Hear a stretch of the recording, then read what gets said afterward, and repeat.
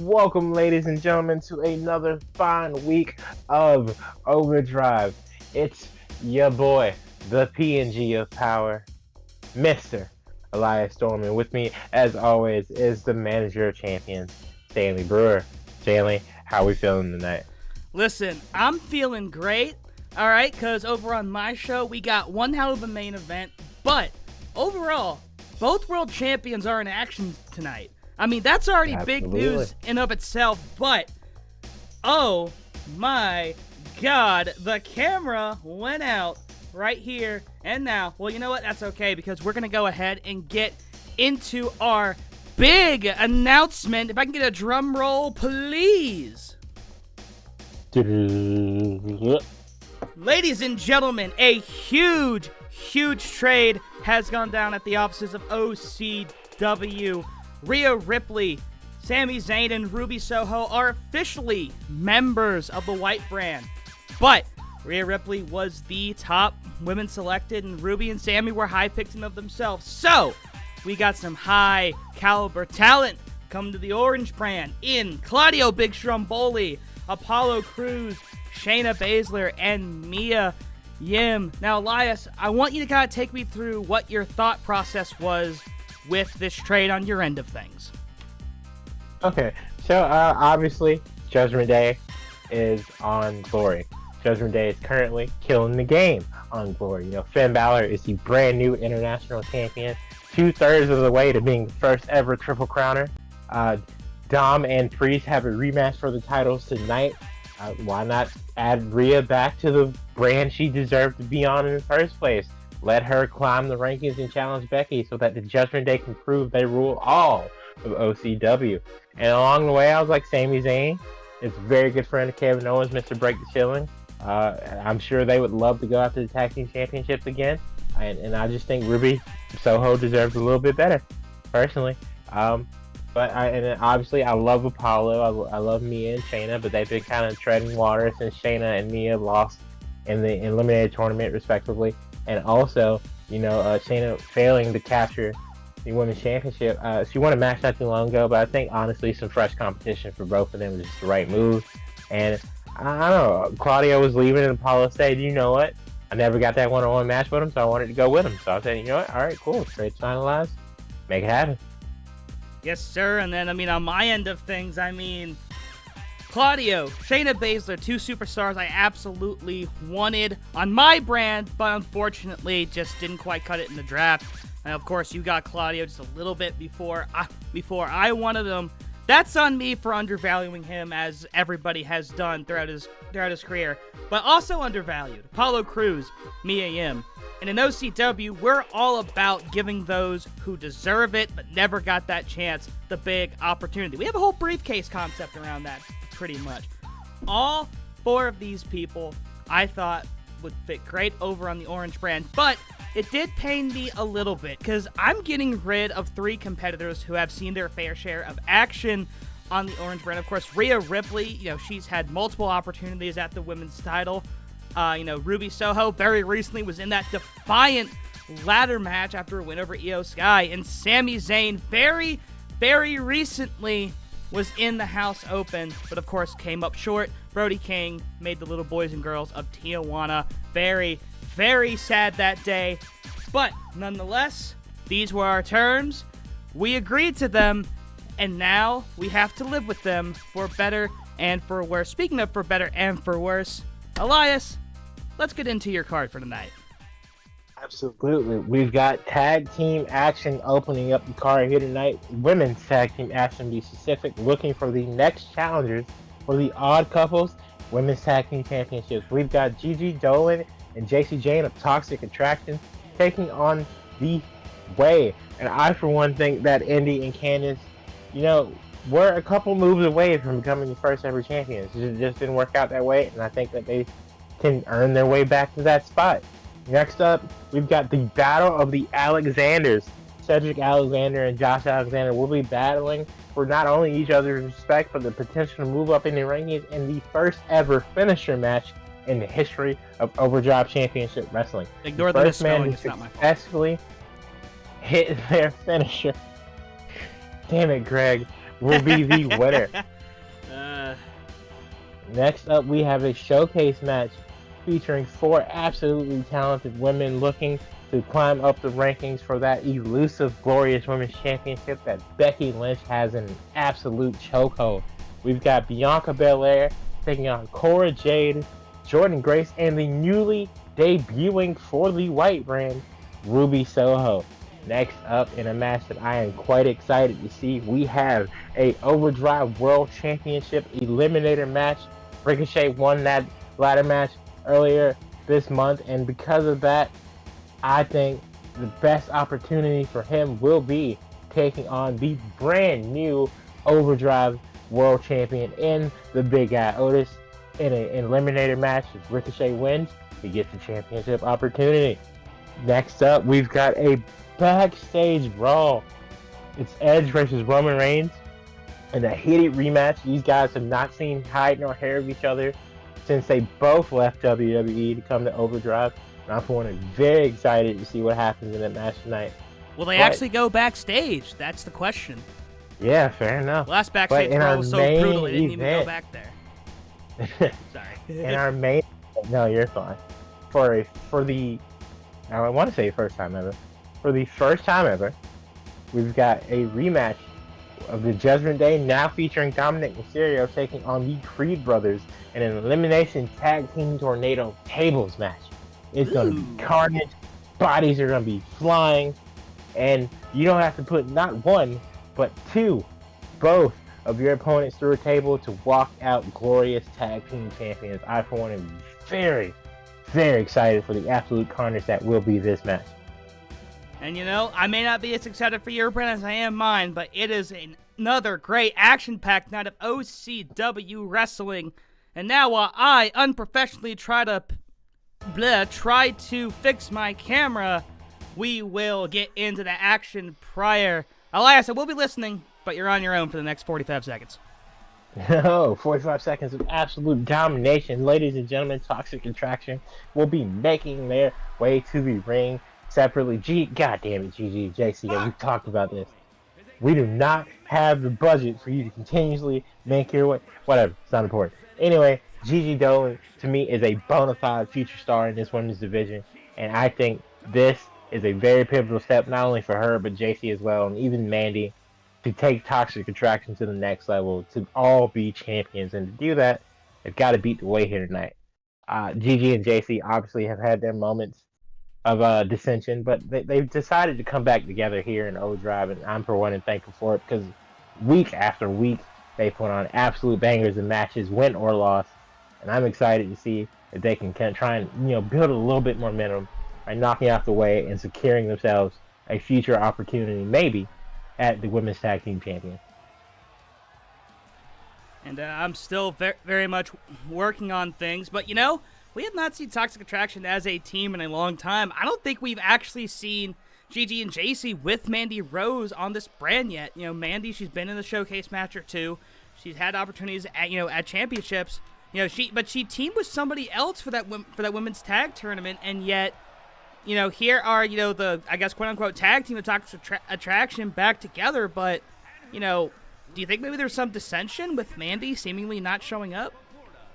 I think Mandy Rose knows that her girls have got this. Like, she obviously, on multiple occasions, have let Gigi and JC do what they do best, and that's put on a performance. They're 2-time women's tag team champions for a reason, And obviously, there's not really, I don't think there's ever been a need for 3 women to be in the ring on the same side yet in the promotion. Honestly speaking, there's no such thing as 6-man tag team titles yet in women's or men's competition. I mean, maybe in the future, so I don't necessarily know if it's necessary. Maybe for War Games, obviously Toxic Attraction is the most complete team right now. And maybe they find an opportunity to set themselves up for a Survivor Series match early. Who knows? Maybe so. Also, everybody, ignore the man in front of the green screen. He is merely an illusion.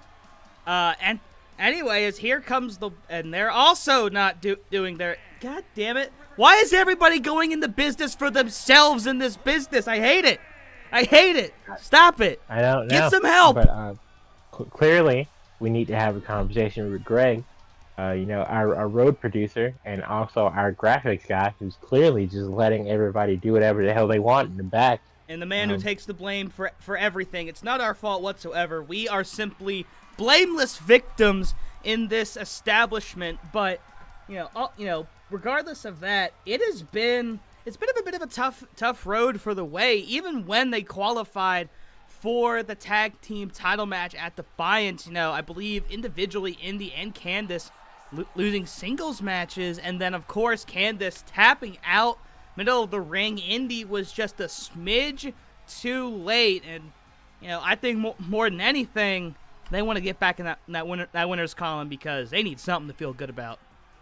Yeah, absolutely. Obviously, the Poison Pixie, Candice LeRae, and Indy Hartwell, are pivotal members of this brand, and they've got all the potential in the world, not only to be tag team champions, but singles champions as well. But it's just sometimes you lose a couple matches. You go on a losing streak, you got to climb your way back to the top, and I definitely think the Way has the potential to do that. But you can say the same thing about Toxic Attraction, who's had just a little bit more success. And I don't know. It's weird. Like I don't know what each of these four women are missing to like truly catapult them to the next level, to be able to challenge for it and maybe even beat not only Charlotte and Asuka, but Becky. But, as we always say here in Overdrive, it's all about momentum. It's about taking advantage of opportunities. And, of course, opportunities are always about an OCW. This one, no different. What a suplex there. That was nasty. And, well, Gigi's like, you know what? That's all for me. And rightfully so. That was absolutely beautiful. And Candice whipped on that. And I think she might be a little drowsy from that. Absolutely. Toxic Attraction immediately showing why they, as a tag team unit, are damn near impossible to beat. And Jason now maybe looking for a neck breaker. Ooh, wow. And, she's going high risk. And is she looking to take Candice down already? Elbow drop. What an elbow drop there. And now tag back into Gigi. Frequent tags by Toxic Attraction. This is how not only you divide the ring in half, but wear down your opponent. Kick to the kidneys, and now, a stomp on the elbow. Gigi showing absolutely no mercy once again, working the arm. Is this Kansas time to get momentum? Though, dropping Gigi on her back. Sidewalk slam there. And now, that veteran instinct kicking in for LeRae. Eats a big boot. But did eliminate JC Jane. Of course, that's the key. The tag team matches. And Indy immediately flying in. Yeah, Indy, probably was having flashbacks to the tag title match at Defiance. Remember, she was just a smidge too late to save her partner, and that ended up costing them. And I think that the second Gigi goes for a cover, that moment was playing back in Indy's mind, and of course. You don't want the same thing to happen twice. And Candice running Bulldog there. On the C and the W. And the Flash will be coming on after this. And here comes Indy. Much needed break for Candice here. Indy immediately whiffing. Now, of course, Indy, one of the taller women, of course, has a little bit of a size advantage. But Gigi, once again, just absolutely showing great form and technique. Russian leg sweep. And, into the submission maneuver. What? Okay, I see you.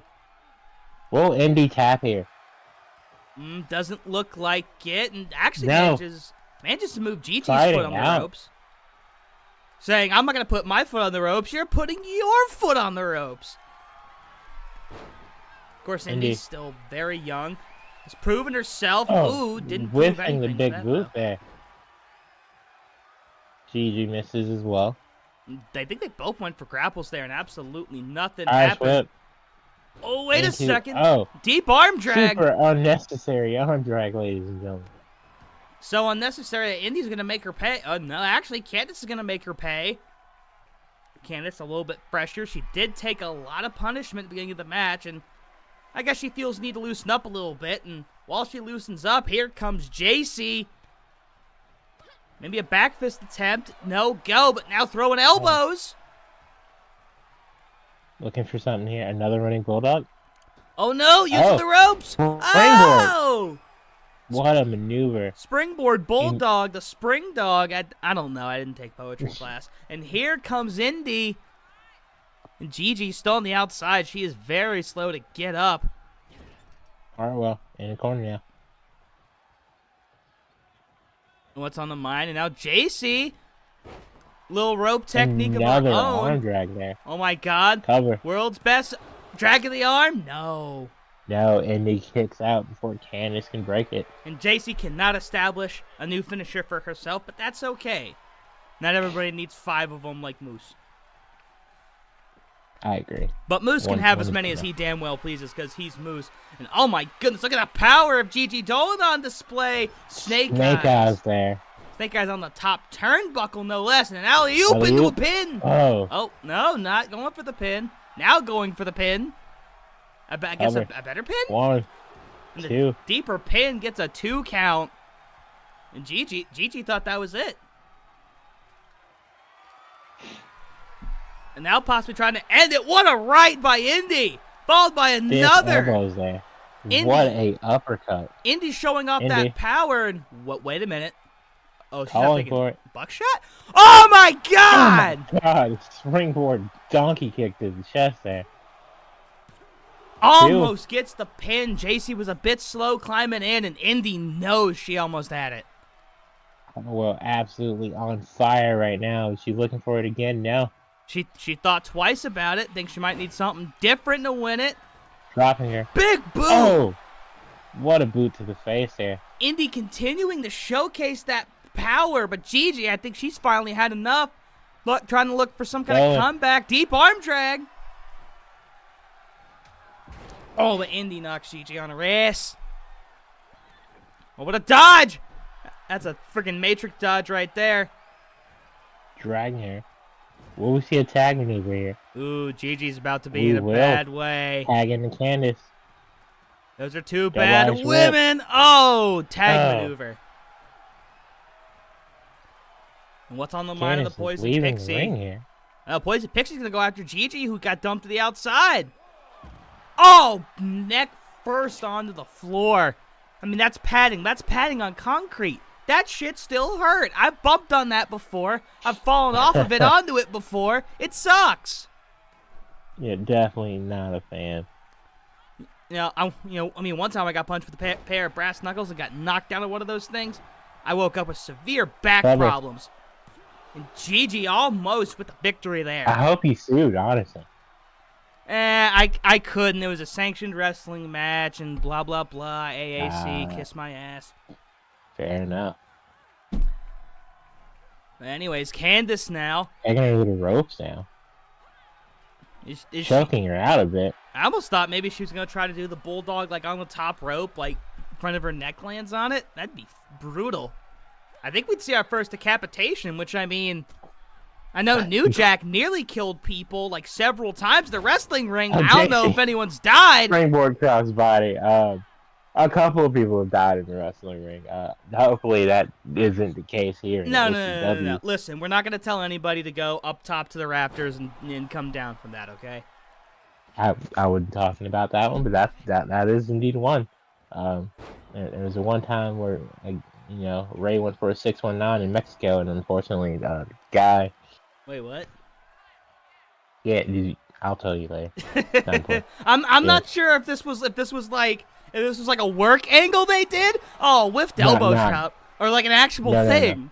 Because that sounds like an angle. Like Chavo comes back and he's like, Ray, you almost killed me in a match in AAA. No, definitely no longer with us.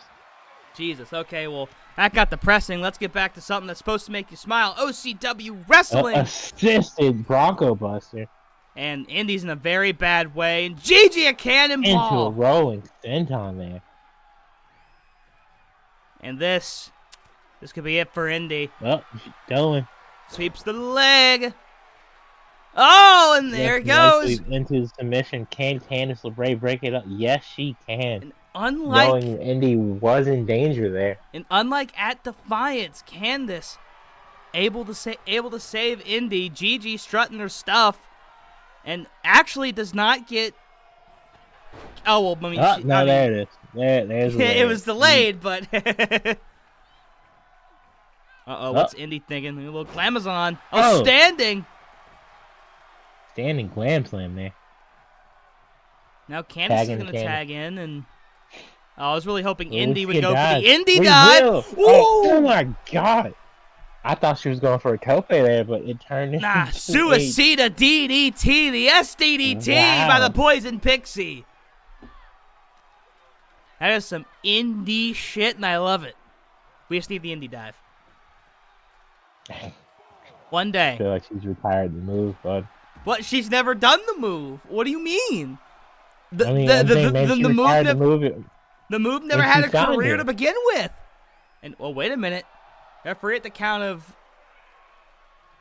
6.5. 7. Oh, my God. Candace just whiffed. Candace just absolutely whiffed, and the count's going to begin anew. Gigi going after Indy, but failing. And Jaycee's going after Candace. Oh. Gigi with an indie dive of her own. Sling Blade almost by Candice LeRae to the outside on Jason Jane here. And- as Gigi works over Indy Hartwell. And she might want to get back in the ring because Candace is right there. Candace going to come in defense of her adopted daughter. Oh!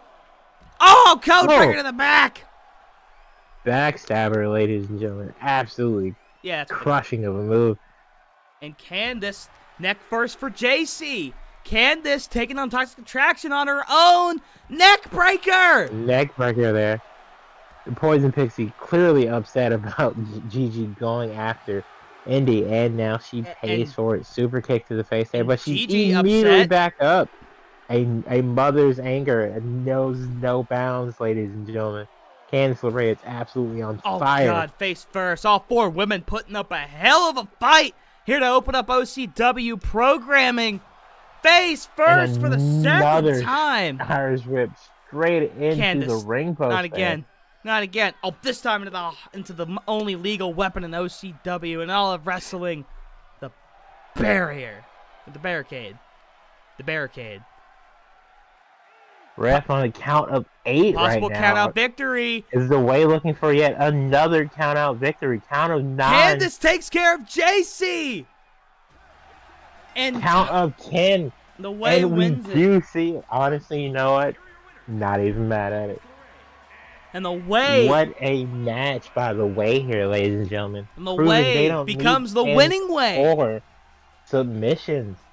Absolutely needed win here on behalf of both these women. Candice LeRae showing why she is one of the greatest women's professional wrestlers on the planet, and why she can go toe to toe with any man.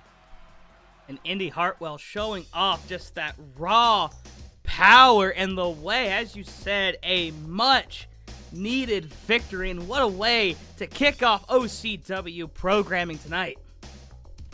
Next up, we've got, the finisher match. Hopefully that's not too slow paced. We've got Cedric Alexander taking on Josh Alexander, the walking weapon, against Prime Time himself. Now it's been a little bit since we've seen Josh Alexander in singles action. Let's see. Last time we saw Josh Alexander in general, he and Breeze lost that tag title number 1 contenders match that the Creed brothers ended up winning. That of course being a tornado tag.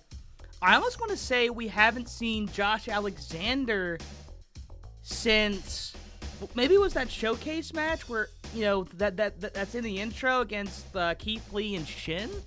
I could be wrong about that, but either way, regardless, it's been a very long time since we've seen Josh Alexander in a singles ring, and Cedric, he's kind of continued the spiral since losing that international title. I'm not going to lie to you. Yeah, no, it's been tough to watch for sure, but Cedric has, again, all the ability in the world. There's a reason he's the first ever international champion, multiple 5-star match competitor, and I think it's only a matter of time before he steps it back up. Well, hopefully for your sake he does, but I mean, I'm just a promoter, my guy, and color commentator. I love Ced, but at the end of the day, it's all about his own ability. Like, there are plenty of guys chopping at the bits in the back to take his spot if he can't, make it work. Speaking of ability, one of Cedric's great abilities is his finisher, that lumbar check. That's an extremely athletic move. But I am curious because you'll have to refresh me on Josh Alexander's finisher a little bit. But why go with the finisher match for these two guys? I mean, people have said Weapon X by Josh Alexander and the lumbar check by Cedric Alexander, respectively, are two of the hardest moves to take in all of professional wrestling. And fans on Twitter have moments, and so I'm just curious to see, which one does the deal. Some of them And have a these lot guys more agree. than moments. Some of those guys have a lot more than moments. Let's be real.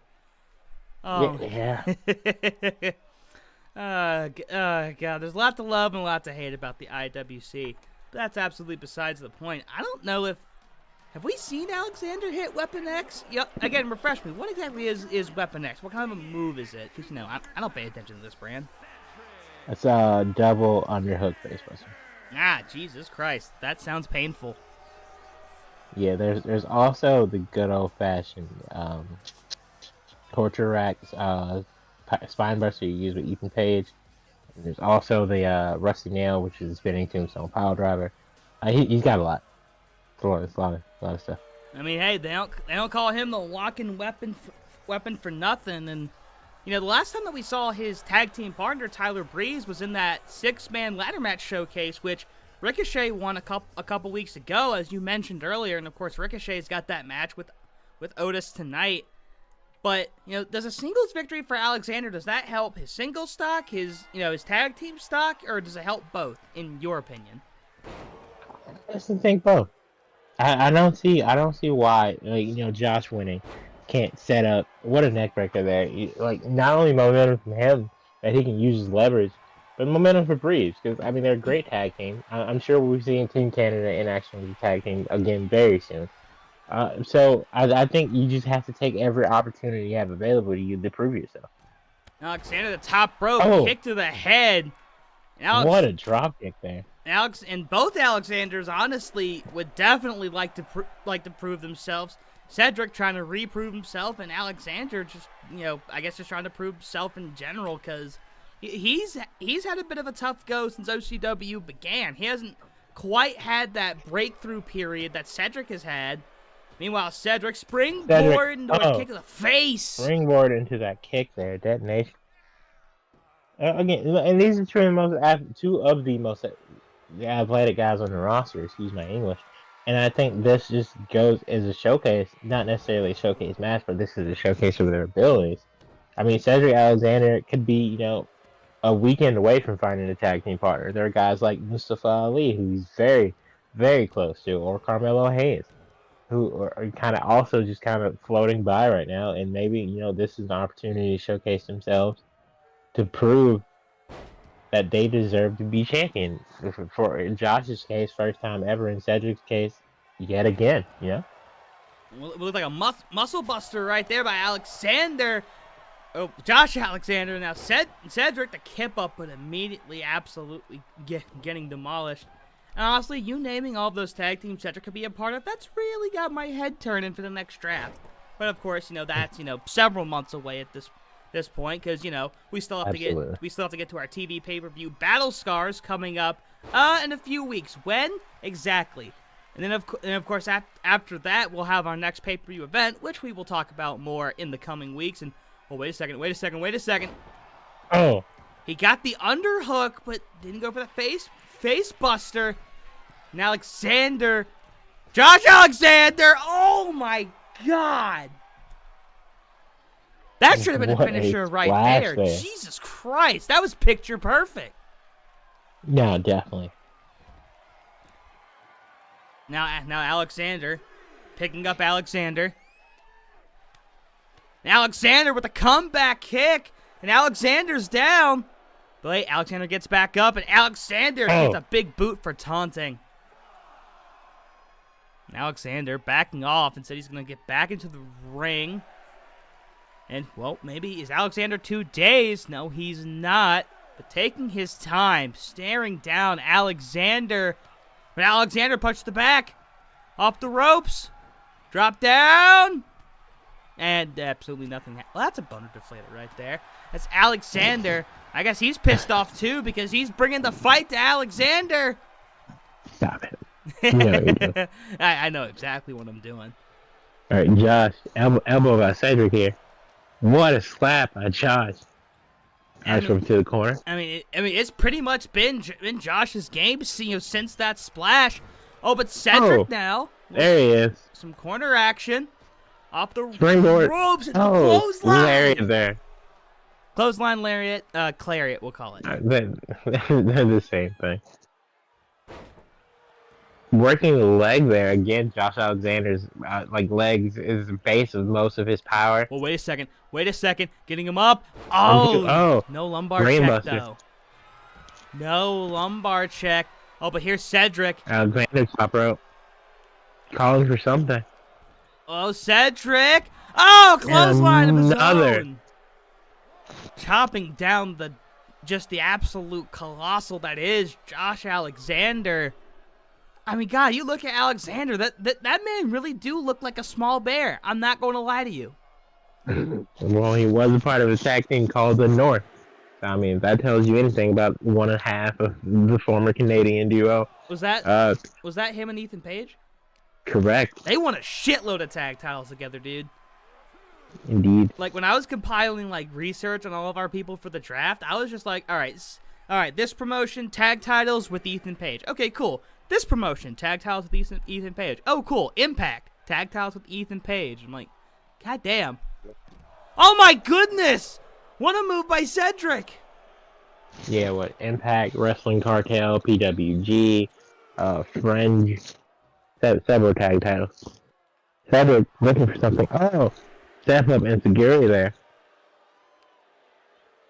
And as far as I'm aware, I don't believe the ring matters. But of course, both men, warriors of the mat, students of the game, they probably would want to finish it inside the squared circle itself. And Cedric, is this it? No. Oh wait, yes it is. Indeed. Not a lumbar check, but a muscle buster. I guess that's what he told the referee. If the ref called it. Cedric Alexander. Sometimes wrestlers have more than one finisher. Obviously, Josh Alexander has about 3. So, fair enough. Cedric Alexander picking up some much-needed momentum here tonight, looking to recapture the International Championship. Congratulations to Cedric on winning the first ever finisher match here in Overdrive. I swear, Overdrive making history every single week, baby.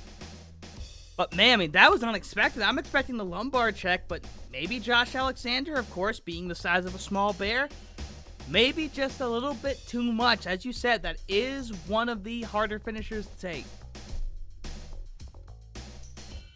Next up, we've got Fatal 4-Way Women's Showcase action as Bianca Belair takes on Cora Jade, Jordan Grace, and the newly arriving Ruby Soho. I, for one, am very excited to see how Ruby fits herself into the A-Brand's women's division.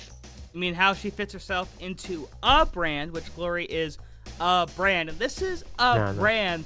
The brand.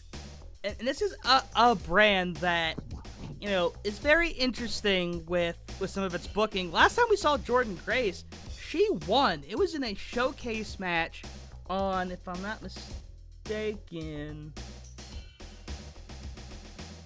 it was in the 5th ever edition of Glory. She beat Candice LeRae in a singles match. We haven't seen Jordan Grace since, and we haven't seen Bianca.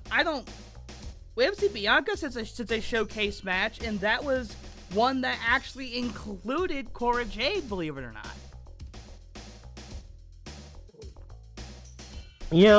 I like to give my wrestlers time off. My women and men are allowed to wrestle wherever they please, so they have independent bookings. They take time off to go visit their families, go to birthdays, weddings, funerals, because I am a great general manager.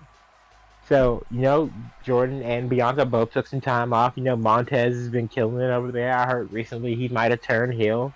So she had to go check up on her husband to make sure he was okay with the decision to align himself with the Almighty. he got a whole new wardrobe, and then he got that wardrobe threatened to be taken away because he lost the match. That's a lot of drip, bro. My drip was in question. I'd be terrified too. So she's checking on her man. That's what a good wife does. Same thing with Jordan and my boy Jonathan Gresham. He been getting his ass beat a little bit lately, so she's Wait, checking Jordan on. Grace and Jonathan Gresham are married? Correct. I swear to God, so many of these wrestlers are just going to have fucking super children. That is also true. Like, I don't think we quite realize, like, people have been memeing about Brock Lesnar's son for years, but, like, we really are, like, about to have a generation of just fucking super wrestlers with all of these wrestlers having babies, man. I swear to God. It's gonna be unfucking real. Yeah, Cora Jade excitedly making her way to the ring. Obviously, last time we saw Cora was actually, not that long ago. Obviously not being able to pick up that victory against Becky for the women's championship. But she also recently, I want to say right after that, had a match. No, it was last time we saw her, right? Yeah. Yeah, last time we saw her was at Defiance, but what an absolute hard-hitting brawl that was. Becky Lynch being the victor at the end of the day, but not completely invulnerable. Cora Jade was able to give her a run for her money in the first ever chairs match in OCW history, and I remember those two just kind of fought in this one corner for a very, very long time, both trying to prove who the real man is, and well, the Iron Man ended up being the man of that night. I don't know where Absolutely. I was going with that. No, I think I got what you meant, but no. Again, Becky has that championship in an absolute death grip, but Jordan Grace has been steadily proving herself continuously, and I think with one more win here tonight, she solidified herself as the next contender. Of course, for that rematch. Yep, that as I was saying, that would be the rematch. Of course, she and Becky fought for the belt at Wrestle Mayhem, the very first one. And I want to say Becky had 7 pinfalls in that match. I'll have to go back and look, but that was a very rough Iron Woman match. But honestly, the numbers don't tell the tape. I feel like Jordan, the numbers don't lie. Had multiple opportunities to kind of just rack up pins, but Becky was just always, able to just barely slip out and then counter with an offense. Jordan definitely picked up momentum in the back half of that match, absolutely dominating Becky at moments, but never really got in a position to get a pin. Ruby now making her way to the ring. I'm very excited to see what she has to offer this company, or at least this brand specifically. She's done great work on the orange brand, but I think this is her opportunity to truly excel now that she's on the white brand, as all these women immediately go after somebody. Oh, I will say it was extremely hard to part ways with Ruby. I'm not going to lie to you, but quite honestly, just with what we have cooking over on the orange brand, I just felt like she just didn't quite fit in with plans. Nothing against her, but I want her to succeed. I want her to do well. So she's going to be one of the few stars that I'm really rooting for here on brand Overdrive Glory, because she is great. Ruby's everywhere. Great. The trade, she wasn't traded away because she wasn't great. In fact, if anything, she was part of the trade because of how great she's been. But I wanted her to find success. I really do. Yeah, I just felt like Shayna and Mia and Ruby and Rhea respectively could use some new competition, some new blood, and I think all 4 of the women will absolutely benefit this trade. Again, Jordan Grace absolutely working over as many people as possible, finally being taken down by Ruby here. And Ruby taking the fight to Big Mama Pump, possibly one of the strongest women in this match. But the matchup here that really interests me personally is Bianca and Jordan, because Bianca has proven herself to be an absolute powerhouse, throwing Cora Jade with little effort, and here they go. Yeah, no, obviously these 2 women have been in the ring across from each other not often. They tagged before, able to pick up that win kind of immediately after the results of the blind eliminator. Bianca's picked up wins here, Jordan's picked up wins here, and I definitely can see, like, pound for pound, these 2 are probably the strongest women in all of Overdrive, and I can definitely see them competing for either women's championship multiple times in the future. And Bianca, I feel like she had to adjust course there a number of times on that very delayed suplex. I think she was originally going for the bat, but Ruby and Jordan got in the way. Backpack stunner by Jordan there. Now she's working on Bianca. Oh my goodness! Planning cover. This could be it. Nah, Cora Jade said nah. Again, Jordan Grace just leaving bodies in her wake here. Cora Jade fighting back. Cora Jade what has a been kick fearless. By Cora there. Cora Jade has gone after Jordan Grace multiple times in this match now, and of course, coming off that close loss to Becky, she obviously wants to rebound and rebuild herself, and she could do that right here. Here's the cover. Not even a one ski. Not even Jordan a one breaking ski. that up. Bianca getting back into the ring, and whoa! What a reversal! Reversing the powerbomb into a roll-up there. That is the single best reversal roll-up I think I've ever seen in my life. Oh, Ruby, what a knee there. And Cora eats shit for her troubles, and Ruby had something in mind, but said too much. Getting planted by Cora there. Jordan. Oh, big boot.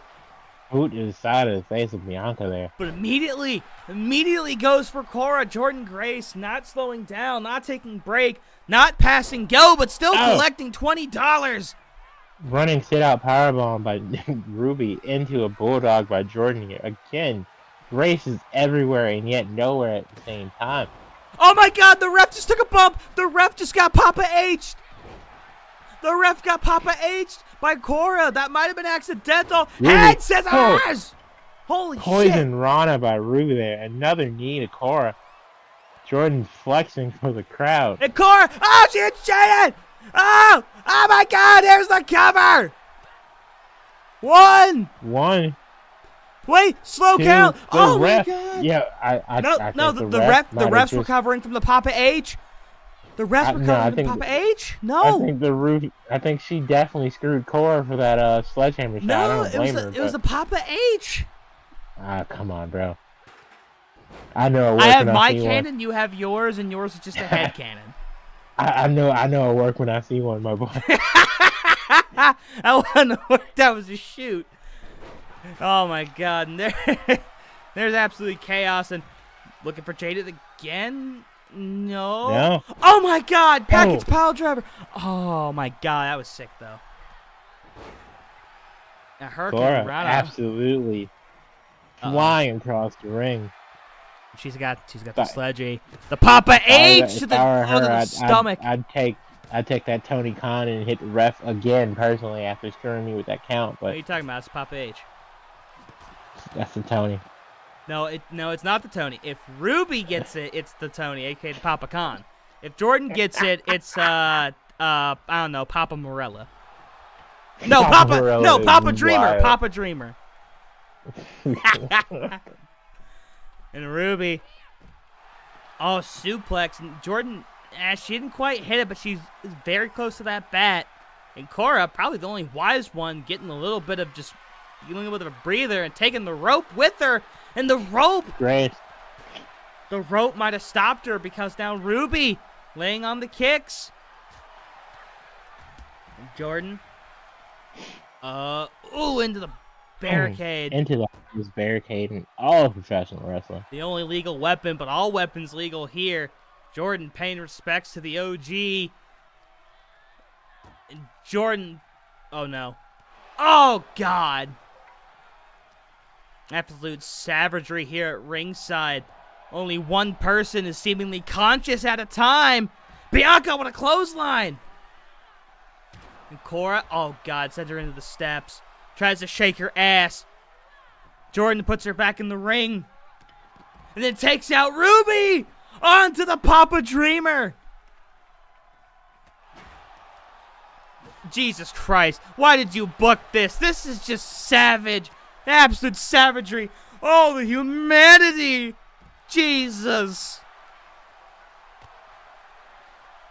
I mean, I'm not gonna lie. I think this has actually turned into a shoot fight, real talk.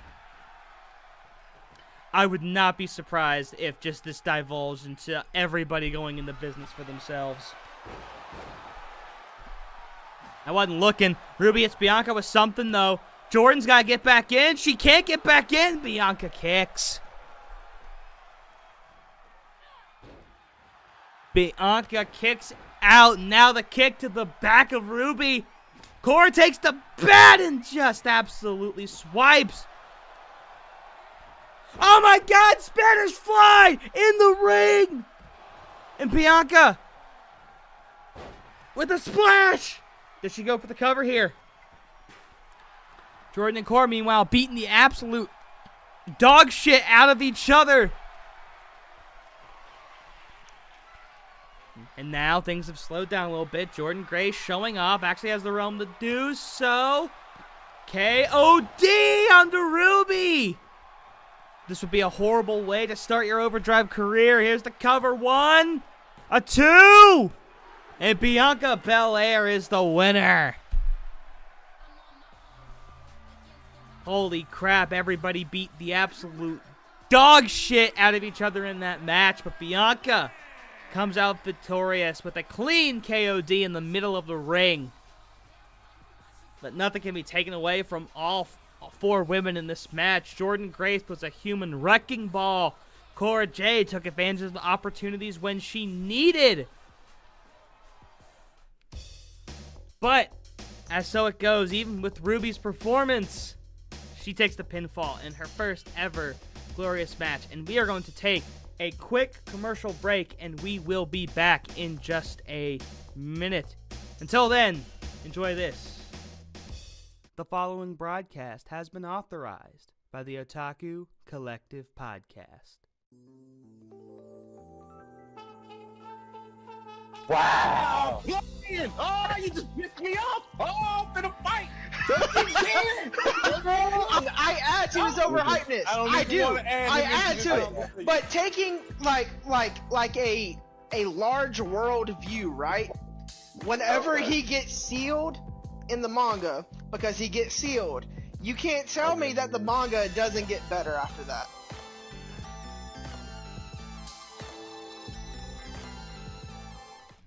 And we are back.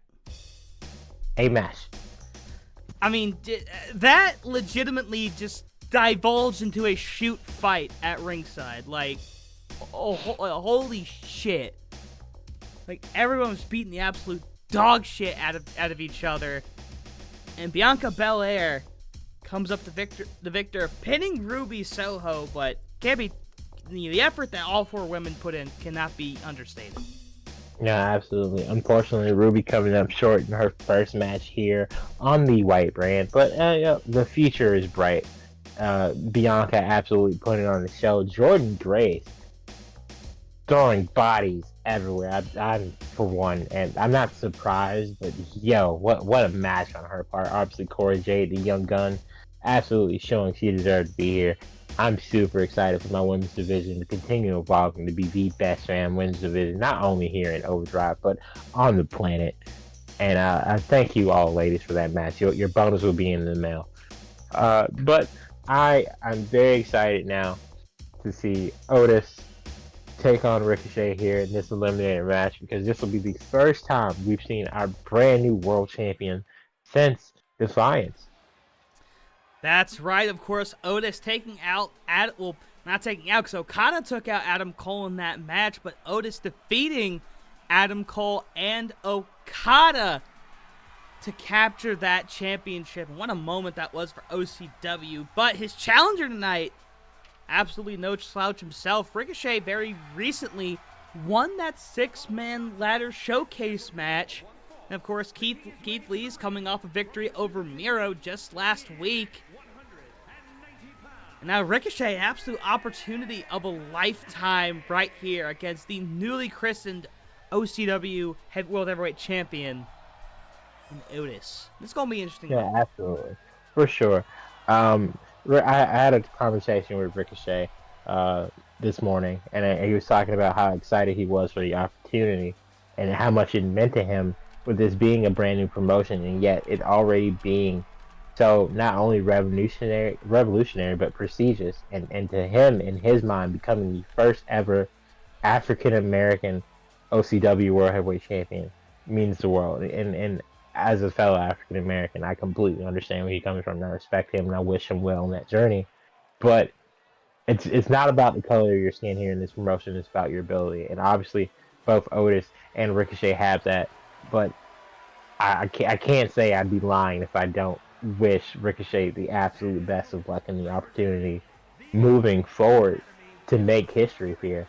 Because I don't want to be the type of promotion that goes 40 years before somebody that looks like me and Ricochet is world champion.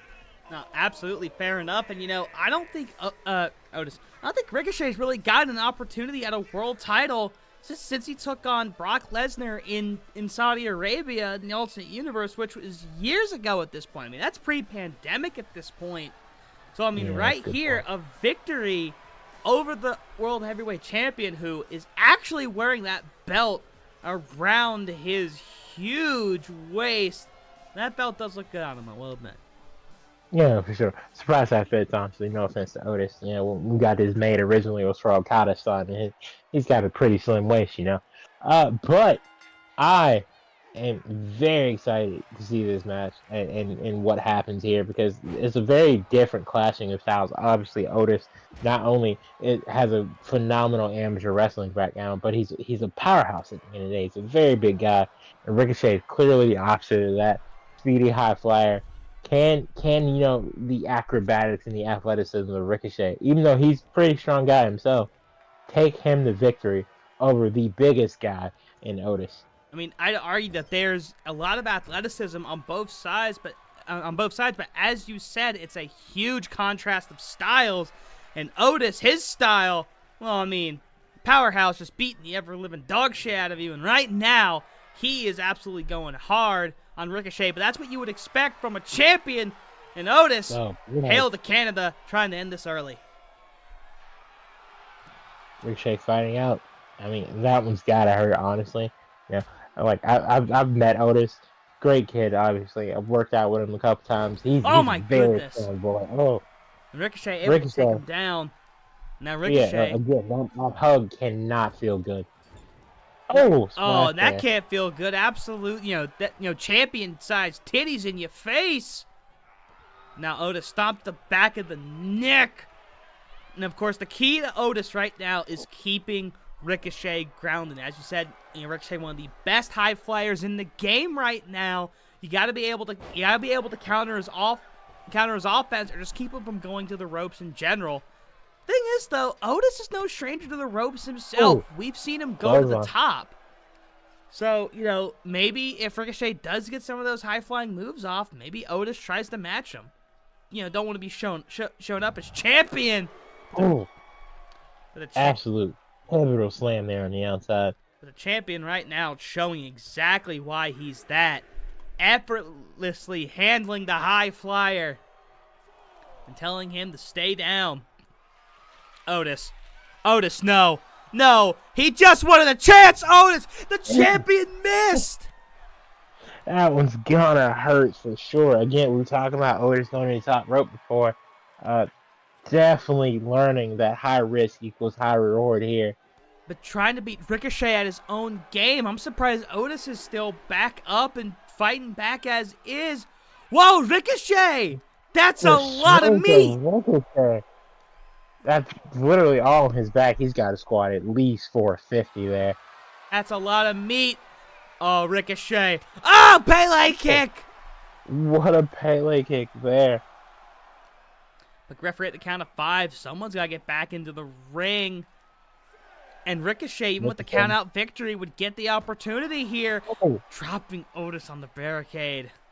That's again, the strength of Ricochet is insane here so far, ladies and gentlemen. But Otis, I just whipped Otis back into the ring. I honestly probably would have gone for the count-out victory there personally. Nah, Ricochet trying to win this honorably. Top rope elbow drop. Ricochet doing everything in his power to take out the back of the big man here. And now trying to chop him down at the knee. Here's the cover. Champion's out of 2. He can't. Notice immediately back up. And these two going at it. Ricochet, springboard. Pele kick again! Another Pele kick. Again, Otis doesn't only have to worry about possibly losing to Ricochet here tonight. There's still Mr. Break the Ceiling Kevin Owens, who has a major announcement next week. And that might have been a World's Strongest Slam. Hold on a second. Here's the cover. Otis is out kick out by again. Otis. And yeah, not only that, but there's the former World Heavyweight Champion in Kazuchika Okada, who's honestly just kind of waiting in the wings. It's a very real possibility that Otis And another defends drop. that championship Ricochet. the next 2 or 3 weeks in a row. Ricochet. And of course, as we said, oh, Ricochet! Somebody. This could be it! This could be it! Otis with a huge target on his back! 1, 2. Ricochet wins! Ricochet does it! Wow! What a What do we have match by here, the ladies and Prince. Ricochet offering his hand. And a sign of Oh, respect. it's accepting. Absolute sign of respect here. Ricochet has earned a World Championship opportunity, ladies and gentlemen. Wow. 3-star match from Uncle Dave. I mean, and we weren't able to get into this, but, you know, Otis with winning that championship, a great moment, but that target on his back and Ricochet being one of those to fire his bullet, and he lands a successful hit on Otis. So now Otis has Ricochet to think about, Okada to think about, and Kevin Owens always proverbially in the back of his mind. Tough day for the Overdrive World Champion, but a great day for wrestling. It's going to be honestly freaking a terrible month from Otis if this trend continues. Because again, you've got Ricochet now with a championship opportunity. You've got Okada, who has a contractually obligated rematch sometime soon. Kevin Owens with a free chance whenever he wants, as long as he announces it, to also challenge for that World Championship. And then again, Gable is one half of Alpha Academy. Bryan Danielson is also lurking in the wings after sweeping Chad Gable in that best of 7 series. You know, and maybe the hurt of Chad Gable was on Otis's mind tonight. You know, back that Defiance probably used it as fuel for the fire, but you know, now having to be with Chad every day, lifting weights. I mean, Chad's got to be bummed out. That has to be in the back of Otis's mind. A very, very interesting title picture, and we do want to clarify real quick that Kevin Owens, as Mr. Break the Ceiling, has 6 months from when he won it to announce his intent for a championship match, and that deadline's coming up. I mean, still got like, what, 4 months? 3? Yeah, because that happened at the draft, so that was, around 4 months ago. So he's probably got about a month and a half left to cash that in. We've been doing this 4 months? We're on 11 episodes, dude, and we've done 2 pay-per-views. And the draft. Jesus Christ. Hey, time flies when you're building the greatest promotion that wrestling's ever seen. 4, 8. Now, damn, we took 2 weeks off, too. That's Holy right. shit. What the fuck? Before you have an existential crisis, let's get into the next match. Ladies and gentlemen, we've got the Ultimate Rivalry revisited. We've got Roman Reigns against the Rated R Superstar Edge. Oh shit, they're right there. Backstage brawl. Oh, Roman. But they're not backstage quite yet, and the last backstage brawl never even went backstage. That's how heated and contested it was. And Roman immediately just talking smack to Edge, and Roman has to be pissed off. He has had a very tough time here in Overdrive. Hasn't really been able to find the success he wanted. Since Wrestle Mayhem, when he had that championship opportunity, he has not been able to get back. He does have victories over Lance Archer, but, a big boot by the Tribal Chief. But Roman has not been able to get his hands on any belt, much less the Overdrive World Heavyweight Championship, and he's letting Edge and his neck know it. Absolutely planning the Rated R Superstar Edge here. Again, I don't know why when I schedule a backstage brawl, these dickheads just go to the back. That's an option, guys. I know the other brand started up front to look cool and shit, but we have an entire parking lot in the back. It's there casually. Well, I mean, maybe they're taking care of each other, you know. I mean, Edge's neck probably, not good for bumping on the concrete parking lot, and Roman, well, is a pussy. As Edge absolutely plants Roman on the W right there. Yeah, I don't know. you should be Almost a saying that Superman punch. when your tribal chief and mine has the goon squad and the bloodline is waiting in the wings. So Not on my you know, if brand. you're Shit. walking in your yeah, but you know, we park in the same place, bud. Yeah, I have my parking spot and you have yours. What of it? Yeah, right. You're cool, but that means they know where you park because they know where I park.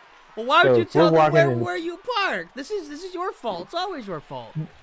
No, because As an my apron, Jesus Christ, by Edge. oh, what a power bomb! But no, I'm very open about how big of a not only of a fan of professional wrestling I am, but a student of the game. And that being said, I let my superstars know if they need anything that they can come to me. And I've had conversations in the parking lot with several of my members of my roster. So obviously they know where I park at, which means they know where you park. And for you to just be, you know, saying what you're saying about our tribal chief, knowing that he also knows where we park, which means the Usos and Solo Sikoa know where we park. If we're walking back to our cars and some stuff happens, all I know is I didn't see anything, bud. You know, because I value my health, which you clearly do not. I'm gonna send a text to my people. Move my fucking car now. Roman. Don't ask why. Planning Edge. No, this is not the cleaners. Alright, well, hopefully that problem will get resolved. And so far, these two beating the absolute hell out of each other, pretty much as we expected, but still not going backstage. In fact, I guess I guess we should just call them brawls at this point, because nobody in this company wants to go backstage. There's not much of a backstage to speak of, but shit, there's a backstage. I mean, well, at this point, that just means they're in a street fight. Or a false count anywhere, man. Well, shit, we should just call it a street fight, then. We'll keep this in mind for next time. Because no one seems to like going backstage. Alright, from now on, backstage brawls start backstage, guys. It's now. All you gotta do is meet up. Well, one day they'll figure it out. But anyways, a whole ass match is happening here. Another big boot by Roman to the face of Edge. And Roman pointing to the sky saying he is the one. But is he? Because so far in Glory, he has not been. And like I said, that has to be driving him absolutely crazy. And Edge... I mean, look. Go ahead. I've given Roman opportunity after opportunity. Free of charge. He beat the shit out of Lance Archer. That's really the only impressive thing he's done. Like, I mean, Cody Rhodes, on the other hand, has done a lot, but you just can't grab the big one. But Roman can't even seem to, like, attempt to grab the big one. I mean, he sniffed it. He sniffed it a couple of times. He was in that match at Mayhem, and honestly, you know, because The Miz was pinned in that match by Okada, Roman distracted Cody from breaking up the pin, because they went after each other. Cody hit a move on Roman. Cody thought he was hot shit and didn't realize the pin was happening. You know. Meanwhile, that's Roman, another thing. in the middle I need to of the call ring, Miz. He's been shooting this new movie. I think it's like Marine 9 or some shit. Christ. Do we he have to hasn't promote been that? here in I a don't bit. want to promote that. No, it's still a WWE thing. Oh, He okay, has so like we a can't lifetime. promote that. Thank Christ. Yeah. It's like a lifetime contract thing. Even though he doesn't work for them anymore, he works for like the studio. It's weird. It is what it is. And meanwhile, Edge, I want to say we haven't seen him since he had that match against Jeff Hardy so many weeks ago. The two of those, you know, turning back the clock essentially and having a great match. I want to say that ended in 4 stars. And Edge right now is not looking too great against Roman. Actually, he competed in that ladder match Ricochet one, which obviously panned out for Ricochet. Edge did indeed compete in the showcase ladder match. Ricochet Superman punch. Well, then that match he had against Jeff was his last time in singles action. And speaking of singles, it's probably gonna take one single spear, but no cover. Oh no, Roman doesn't want cover. He's gonna try to knock Edge out. Edge is still standing. I mean, a Superman punch and a spear. Oh wait, fuck! Wrong verse. Looking like a true survivor, feeling like a little kid. Edge, no, not execution. Edge-matic. One of them. Edge of Tomorrow. There's a lot of moves. And Edge looking for the spear. Looking for the spear, ladies and gentlemen. And spear! Edge wins! One spear! Edge knocking Roman unconscious there. Two spears, one knockout. And what a victory for Edge, and maybe that'll get him on the path towards, I don't know, something. Yeah, I mean, the international champion Finn Balor and Edge have some history. Maybe we'll see that next week.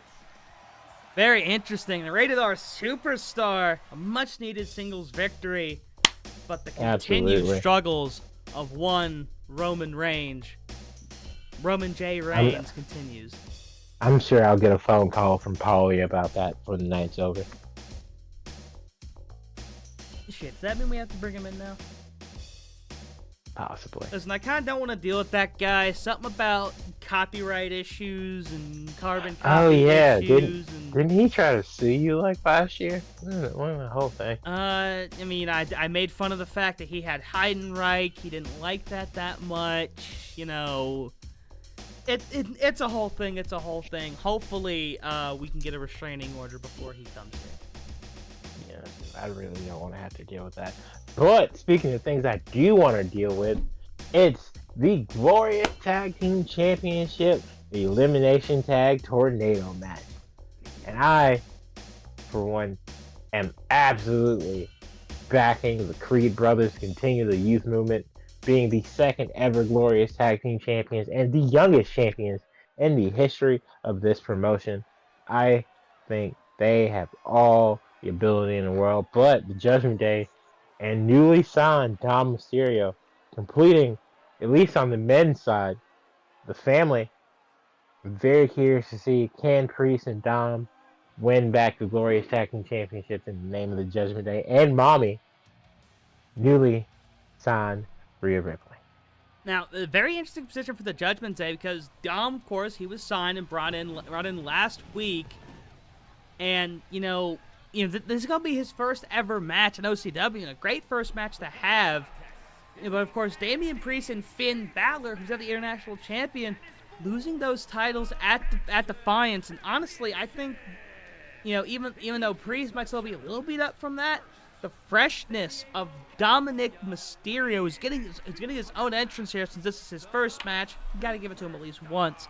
I think the freshness of Dom Mysterio, I think, ultimately wins the day. However, and this is the key for both teams, you gotta isolate the other team. You have to get that first elimination. All eliminations, of course, coming through tables. Absolutely. Dominic, get the tables. I, for one, have to commend myself and the Creeds for the conception of this match, because they said, we know Judgment Day's coming back. We know they're a problem. We know they don't care about the rules. So we're going to take it to them the best way we know possible. And obviously, we couldn't get a cage, or should I say a cell, back-to-back that soon. So they say, what's the next best thing? Putting those sons of bitches through tables. You good, bud? I told you hitting the bowl at work isn't the greatest thing in the world to do. Well, in the bowl, it was a vape, okay? I'm on tobacco now. Oh, Mr. Cool Kid. Not a cool kid. I had to stop, but I still need a buzz. I'm an addict, okay? I would ask you for help, but your 2D image. This is nothing against you. I just don't know how you can help me. You don't have fingers. That's a really good point. I mean, lucky for you, everything is like voice automated, voice activated nowadays. So I mean, you're thriving.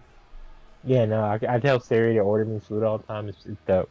If not Siri, you have our Spanish announcer Alex, who's not here tonight, but is actually calling this backstage over the radio. Yes, we have radio. It's 72.3 The Bump. I don't fucking know. The Bump is crazy. This thing has 100% copyright. But anyways, both members of Judgment Day in the ring, ready to go, and Dominic, cut that mullet, of course. No, bro. Wait, aren't you literally rocking a mullet right now, sir? Do what now? Aren't you literally rocking a mullet currently, Well, Seth? no, that's why I'm glad he cut the mullet, because I truly have the best mullet in OCW right now. As the Creed brothers, leaders of the youth movement and glorious tag team champions, make their way to the ring. I mean, there's Thank you guys there's for a being reason. the gold standard of tag team wrestling. I appreciate you so much. You know, for as young as they really are professionals. And these guys, I mean, literally went through hell and back just to get these tag titles. You know, I mean, I'm talking bumps through cages, even though Damian Priest took that. I'm talking reverse shooting stars, just everything. Everyone put everything on the line, and whew, the Creed brothers came out victorious. But all that could be for naught. And Judgment Day could become the first ever 2-time tag team champions in OCW, and already off to a hot start and a missile drop kick by Dom. Mysterio. And Damian Priest trying to get off to a hot start, but of course taunting gets nobody anywhere. Oh, but wait, a missed splash. Creed's not doing well right now. Judgment Day absolutely bringing it, and maybe Damian Priest in better shape than we thought. It has been at least 3 weeks since Defiance, and Dom Mysterio's this first match. He's looking as fresh as ever. Dom Mysterio flying all over the ring so far. The Creeds definitely still feeling that Hell in a Cell match so far, not being able to really get into offense. Is Dom Mysterio finally missing on that springboard drop kick there. And he's in the ring with Brutus, and Julius is handling things with Damian on the outside. He's got Damian against the barrier. And now Julius draping him over. Jesus Christ. But now going after Dom there. And Dom was probably looking to get the tables, but Julius neckbreaker there. And Julius saying not yet. And now Julius underhook overhead suplex. Again, the power of both Creed brothers is absolutely insane. Julius in particular. Well, now everybody is on the outside. And I believe it was Brutus who traveled to the top of the cage and sent Damian through it, and then Julius was the one who hit that tremendous-looking shooting star. I mean, there's a reason why we put that shit in the intro. That shit just looks absolutely phenomenal. Phenomenal. Yeah. As Dom Mysterio puts the table into the ring. I thought I said ring into the table, but then I was like, wait, I said that correctly. I doubt my own abilities, and I'm becoming color commentator of my own goddamn company. Anyways. Draping Dom's neck there.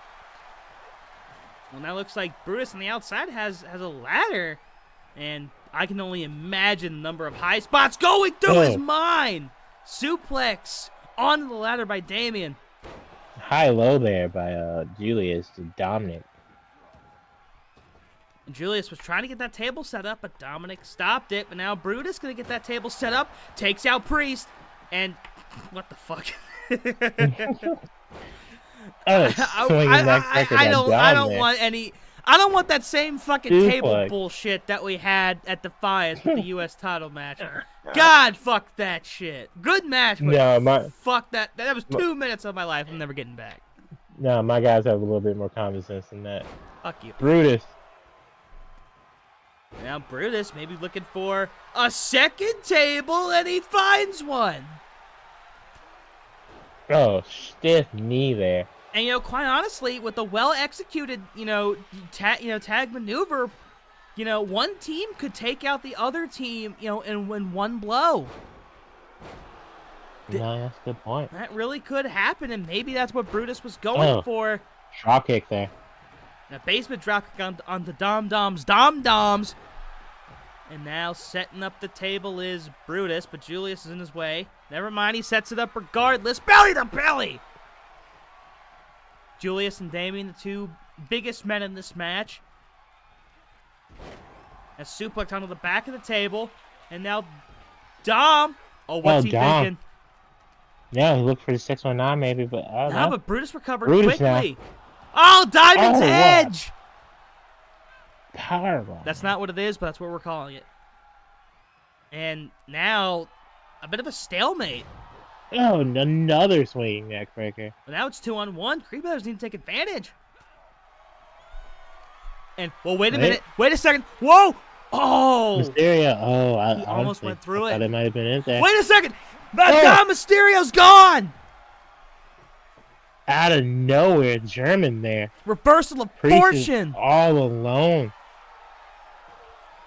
And that was Brutus, I believe. I got the elimination. So now Damian Priest, as you said, all on his own. He's about to be south of heaven, if you get what I'm saying.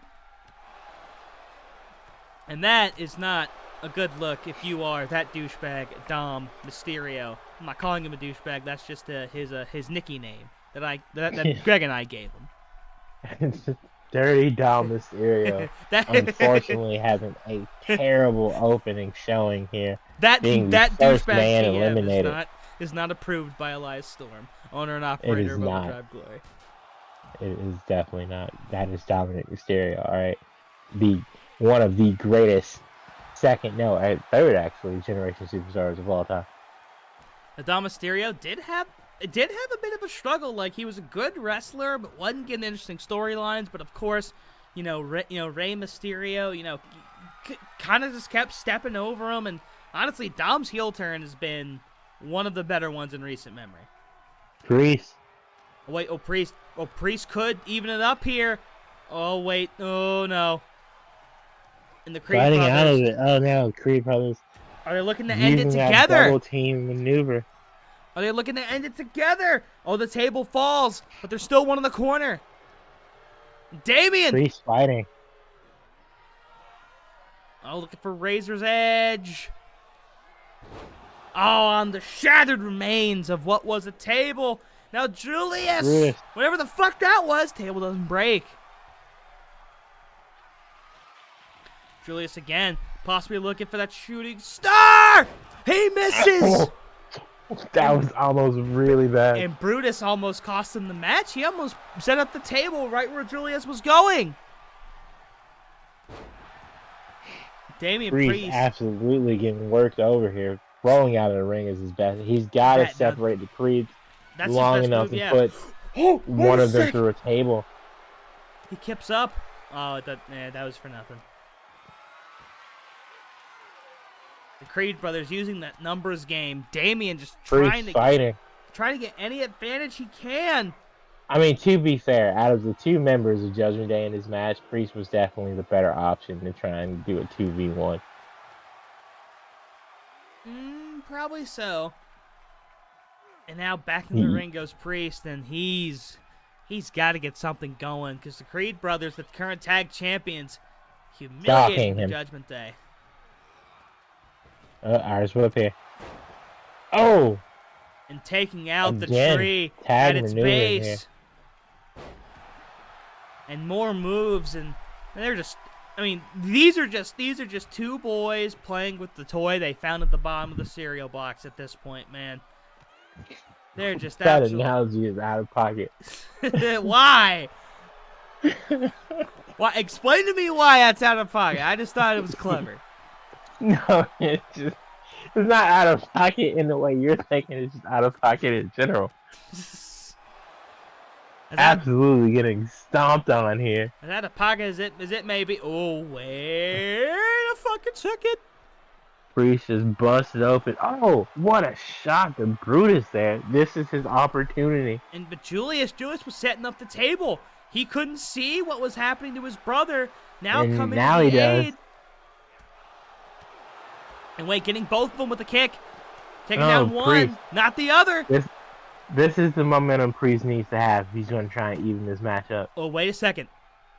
This could indeed. You could be right. This could be his chance. But Damian's got to look out behind him. Oh, Julius slipped. Brutus slipped. Oh, wait, Priest kicking up. Priest just showing all kinds of resiliency, but he takes wood to the ass. Oh, but he's still fighting back. Again, Damian Priest is the absolute monster of a man. He's the Archer of Infamy for a reason. But he's got to separate the Creeds here. Julius.exe stopped working for a sec. Oh, no. Oh, my goodness. A Razor's Edge through a table would work. Oh, Priest can't afford to get sent to the outside. This could be his best chance. Back up. Priest. looking for South of Heaven. One man South down. of Heaven connects, but oh my God! But Brutus showing off that release power. German there. And Brutus looking to set up another table. He's got 2 options now. This could be it. This could be the match. He's got 2 options. Setting him up, and there goes the battle. Through the table. Priest fought valiantly, but unfortunately, 2-on-1 was just one too many. But an absolutely defining victory for the leaders of the youth movement, the Creed brothers. And they end the brand Glory, still tag team champions, and Brutus got busted open for his efforts. Clink it? Oh, they didn't. That's fine. Nah, not yet. And still your glorious tag. Look at those beautiful white leather straps. Now those 2 Creed exchange bros. a fist bump. Stand tall, ladies and gentlemen. 3.5 stars. And that concludes what's been a very interesting and experimental version of Overdrive Glory. Elias, what are your thoughts on tonight? Experimental is very interesting. Where do you use it? Well, I mean, it was. But, a finisher match, an elimination tables match. First time those stipulations have been used in this company. That's fair. I'm going in very excited. I think Diesel Dave for the first time might have been a little bit cheap on the star ratings. I think besides maybe the finisher match, I think we had 4-star matches across the board. But hey, you win some, you lose some. Definitely a phenomenal show. I'm absolutely proud of everybody who competed here tonight. I've got to take some of the matches that happened here tonight into consideration for the next few weeks, especially with Battle Scars being only 2 or 3 weeks away. Next week is going to be very interesting for sure. I'll say that. But phenomenal card tonight, ladies and gentlemen. Thank you all for competing as hard as you guys did, and you will be rewarded promptly. And I can't wait to see if Pride can compete. I mean, honestly, I would call an ice company a company that makes ice, like bags of it, and just be like, hey, I need all of your ice. They're like, what do you mean? All of your ice, because with everybody beat the fucking dog shit out of each other, at least 4 out of these 5 matches, man. Get those motherfuckers in the back some ice. Please. This isn't a work, this is a shoot. Please. I begged so hard, he completely faded out of existence. Well, ladies and gentlemen. That's a statement. No, I was reading the tweet. Just saying thank you for professional wrestling. Because, again, Overdrive Glory just absolutely stealing the show consecutively. But yeah, go ahead. Well, you say you're stealing the show, but we are going to steal the show, because not only do we have another installment of the Blind Bandit Invitational, but one final symphony coming up over on the Orange brand if you're watching the live stream. If not, you can catch the replay. Should be up around the same time this is up.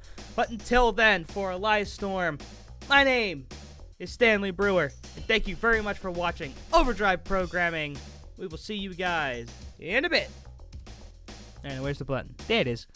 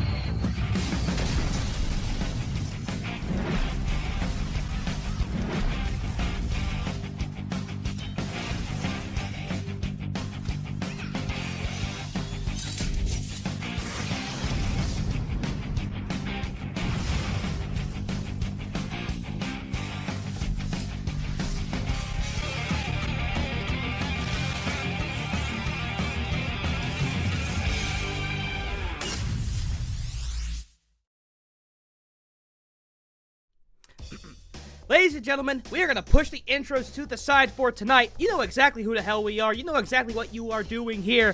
And ladies and gentlemen, we have a star-studded affair to get to tonight. Before we get into the card, Mr. Storm, how are you doing?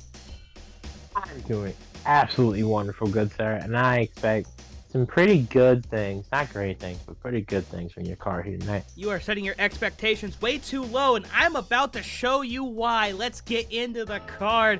First up, we have a Champions exhibition, the first of its kind here on Pride. As the United States champion, Malachi Black, fresh off his victory over Johnny Overdrive, goes up against Mox, who's fresh off a victory last week over LA Knight. Now, if Mox wins this match, that counts as a point towards his streak. If he loses, though, well, it doesn't really affect him. Malachi Black said he didn't care. So therefore, Mox almost has nothing to lose in this match. But who will prove championship supremacy? Time will tell. But then after that, MJF will be paid handsomely to host yet another prideful showcase. This week, though, it is a four-way swing, aka a fatal four-way with three-way dance numbers. Maybe he books himself again, maybe he doesn't. And then Bayley will get to choose her partner as she takes on Mickie James and Serena Deeb as part of the Blind Bandit Invitational. And then, after his performance in the Prideful Showcase match last week, even though he didn't win, Kenny Omega was extremely impressed with Wesley's performance. And so because of that, they are going to tie up in singles action tonight.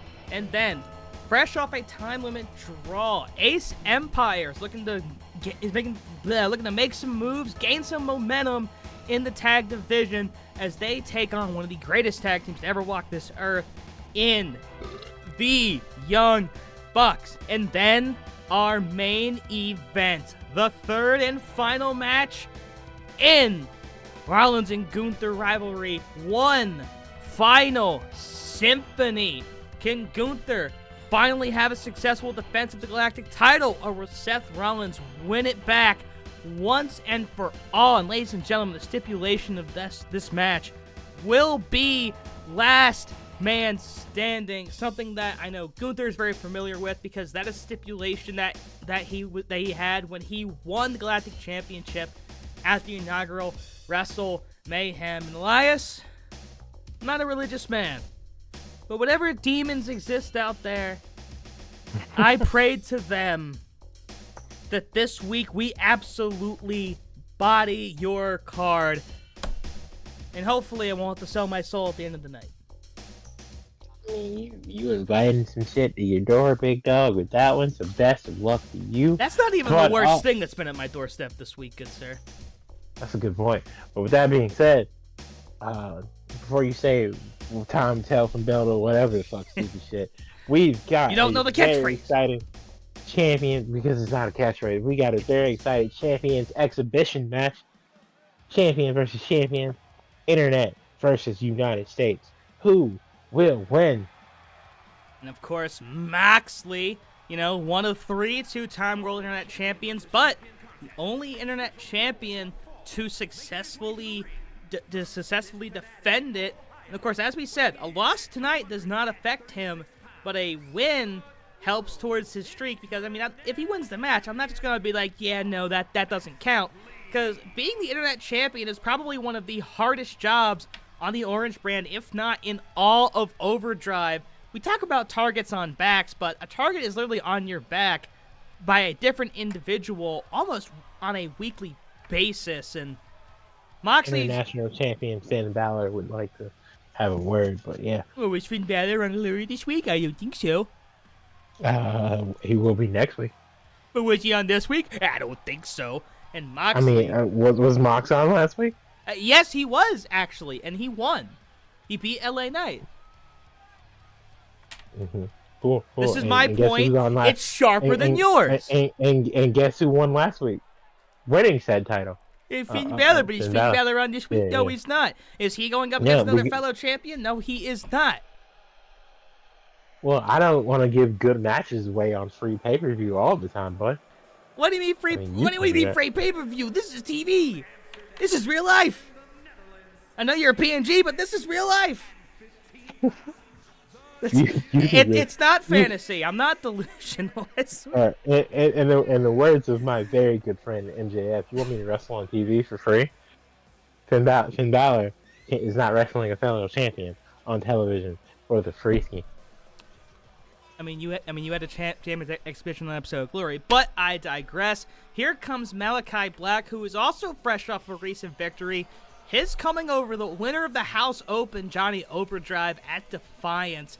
We have not seen Overdrive since then, and I mean, he's probably recovering because he did have to go through a lot that night facing off against Brody King.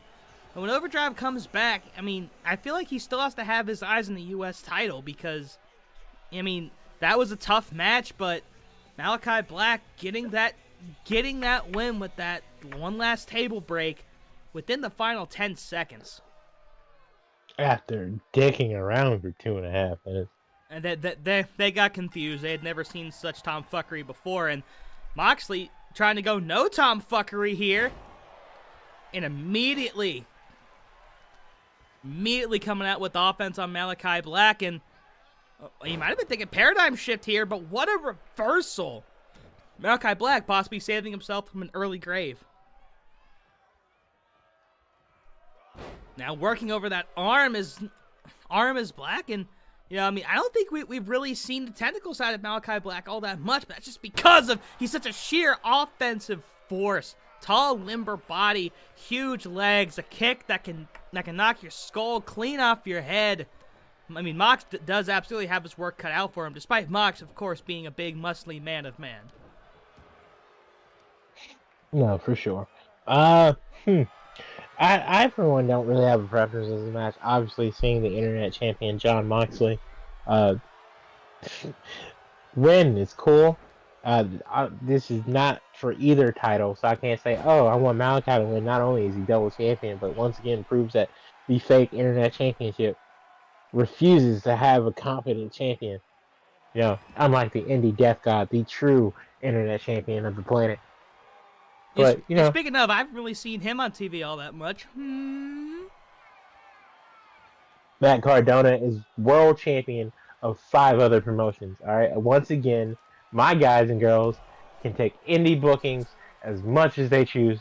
All right. Matt Cardona just recently recaptured his world championship in Melbourne against Buddy Matthews, a guy who magically nowhere to be found on your roster.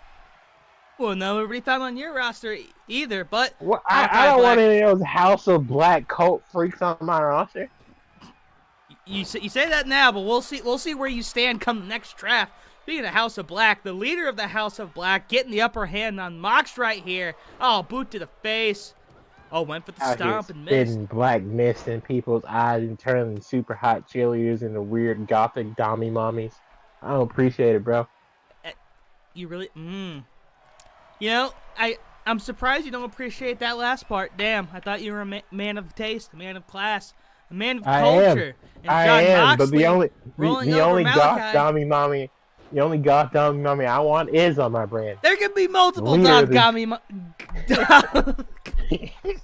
I can't even say it. I'm so pissed off. I don't know what y'all did to Julia Hart, but I don't like it. My God. All right, I miss Varsity Blonde Julia Hart out here having fun with the boys.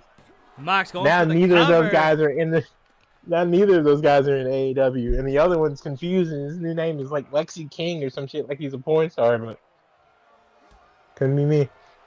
I mean, honestly, he's got the looks for it. They can call him like Saucy Cincinnati or some shit. I don't know. Hey, anyways, a kick out by Jon Moxley, and Malachi Black possibly messing with Mox, and Mox going for the bait.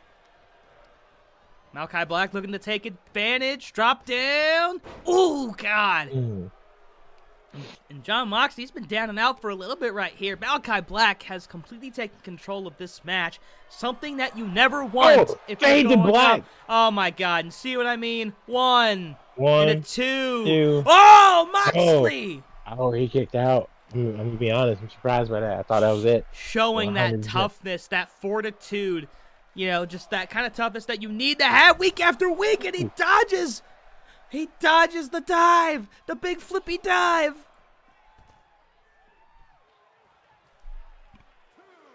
Now Moxley, a little bit slow to get to it, but he's trying to lay the beat down best he can, and uh-oh. Oh, Malachi Black blocks it, but Moxley blocks in kind, got him against the barricade.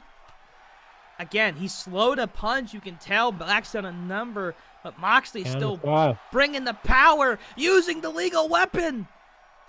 Kick to the back of the kidneys.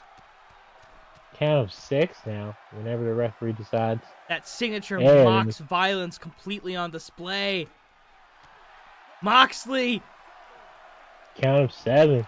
Oh, Moxley could win right here. Moxley could win. Not leaving Malachi Black alone, though. Referee at the count of 8. Slides in. Moxley, this could be his moment. Malachi Black. 9. Malachi Black's not moving. He's not moving. Jon Moxley takes care of business, and he wins in this Battle of the Belts, and now that's 2 wins under Moxley's belt. Needs just a couple more to get himself some kind of championship shot. Not 10 still. Jesus Christ. No, I don't know if we announced this last week, but we changed it. Okay, it's 5 10, if you want the 15 US. It's 5 if you want the US title. It's 10 if you want the world title. Okay, that's slightly more reasonable. And maybe with the victory tonight, maybe Mox has that eyes on that U.S. title. Beating the absolute dog shit, out of Malachi Black. And House of Black probably is not going to respond to that very kindly, I will tell you that. Well, I would assume the cult wouldn't respond to their leader getting his ass beat.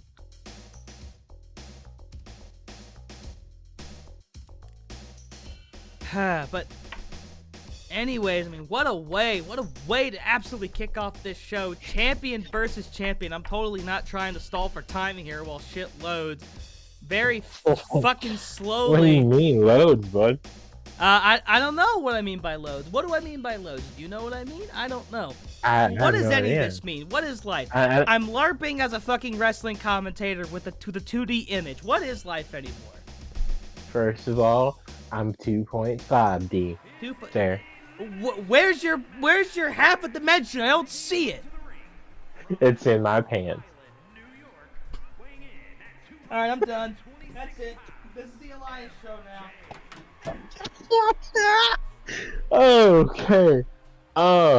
And honestly, in my opinion, the steal of the draft, making his way to the ring here, the devil himself, MJF, booking himself in yet another very interesting showcase match, because I know Max very well, and the Max I know, at least before he started hanging out with Adam Cole, baby, would never book himself into a match with this quality of competition, because Max is too busy trying to, make his money and go home quickest way possible, and the best way to do that is to be champion as fast as possible. Well, but he's definitely trying to earn it. I see that you've been peeking at my production notes, because Max did tell me and faxed me who the competitors were going to be. Thank you for not spoiling them, by the way. But, I mean, Max was still given a very handsome payday. Don't get me wrong, because, of course, I want one of the greatest current professional wrestlers in the world to be on my brand by any means necessary. But maybe MJF has turned over a new leaf. I mean, sure, he's wrestling for all this money, but maybe finally he's trying to work for it. And he's trying to actually prove himself. He's proved himself on the mic week after week. And here comes Ciampa, who's been a top competitor here in Pride in his own right. He's proven on the mic. This is a guy we haven't seen in a while on the Orange brand, Before we get to him, though, it's back to MJF. Like, MJF week after week on the mic's proving he's the best in the world. But maybe now trying to prove in ring that he is one of the best in the world. But Ciampa, it's been a while. It definitely has been a while, but, even though he hasn't been here, Tommaso Ciampa is still a very top-level competitor here in Overdrive. Part of the first ever Galactic Championship match. Of course, he beat MJF and Seth Rollins, who's competing tonight in the One Final Symphony. So if you're Ciampa, you have to be wondering when your opportunity's coming. And, I mean, who knows? Who knows? I mean, these winners of the last 2, showcase matches, maybe they'll go somewhere. But speaking of someone we haven't seen in a very long time, Hangman Adam Page has had a very, very rough road here in OCW so far. But the anxious millennial cowboy not letting that get him down, standing tall, walking confidently over to the ring. Adam's a very cool guy. Not as cool as Adam Cole or Adam Copeland. Or, is that all the Adams? That's all the Adams. But yeah. Cool kid. Obviously a guy, yet again, we haven't seen here in a while in the Orange brand, but, maybe this will get him some momentum in the eyes of the upper brass and allow him to be booked better.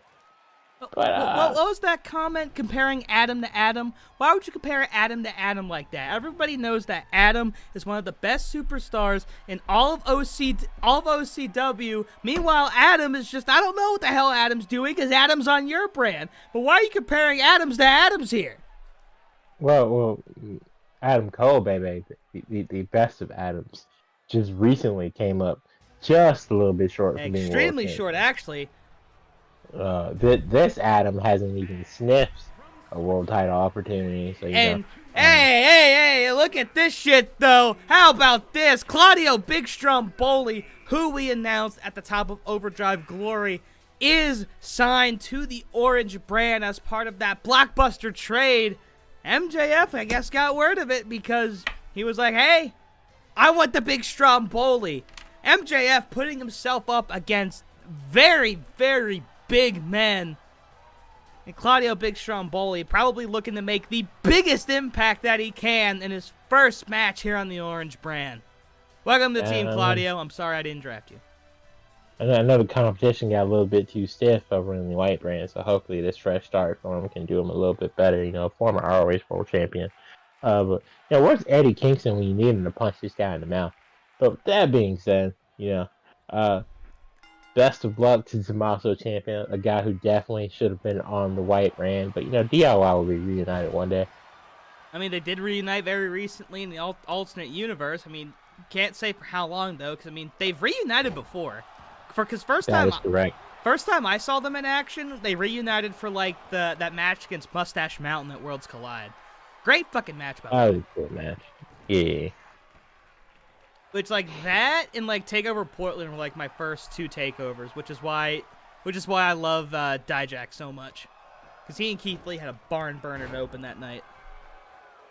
He just recently got pinned. Ooh, what a triple threat number one contenders match. Oh, god damn it. Dijak ain't never gonna get there. No, he's not. That's okay, though. And Ciampa. Great enhancement talent. Oh, what a choke slam by Hangman. And Ciampa was trying to tap out Max. Of course, Ciampa and Max have some history. Neckbreaker by Claudio. Max dumps out Ciampa. Whoa, wait, a springboard. But Claudio steps out the way. MJF showcasing athleticism we didn't think he had. And now every man going after every other man. Big Stromboli throws Ciampa down. And now Paige. And now Paige get the upper hand on Claudio here.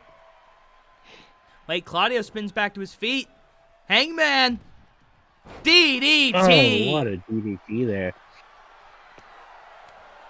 And now Ciampa desperately trying to fight. Or no, I'm sorry, MJF desperately trying to fight Ciampa on the outside. And meanwhile, Hangman. Elbows to the back of Claudio there. Yeah, Hangman just still absolutely bringing it to Claudio. Claudio had that big run, but looks like the buck stops here according to Hangman. And DDT by Ciampa to Max on the outside. Max also lost that showcase match he put together last week, correct? He did, but still a great performance. And Wesley, he was in that match. He was great. He's getting the match tonight. Lee almost broke up the pin in that match, but fell just about a half a second short. And Snake Eyes by Max there. And Max tried to go for the cover there, an immediate either kick out or breakup. It was a little bit hard to tell. And now Ciampa's got a chair. Tommaso Ciampa. Oh, God, right to the head. Blasting Hangman there. Now all four men back in the same squared circle. once again, maybe the first time since the beginning of the match. Ciampa just got absolutely knocked down. MJF taking advantage. Overhead suplex. That is a big man to throw. And a super kick. Oh my God. Ciampa just absolutely manhandled Claudio. Threw him straight out the ring over the top rope. Oh. Looking for a Deadeye. Deadeye. Cover. 1, 2. Max kicks I out. thought that was it. MJF barely managing to kick out at 2.7 there. Ciampa here. 1. Oh my 2. goodness. Kick out by Ciampa. Kick out by Claudio there. Ciampa taunting. We'll see if that ends well for him or not.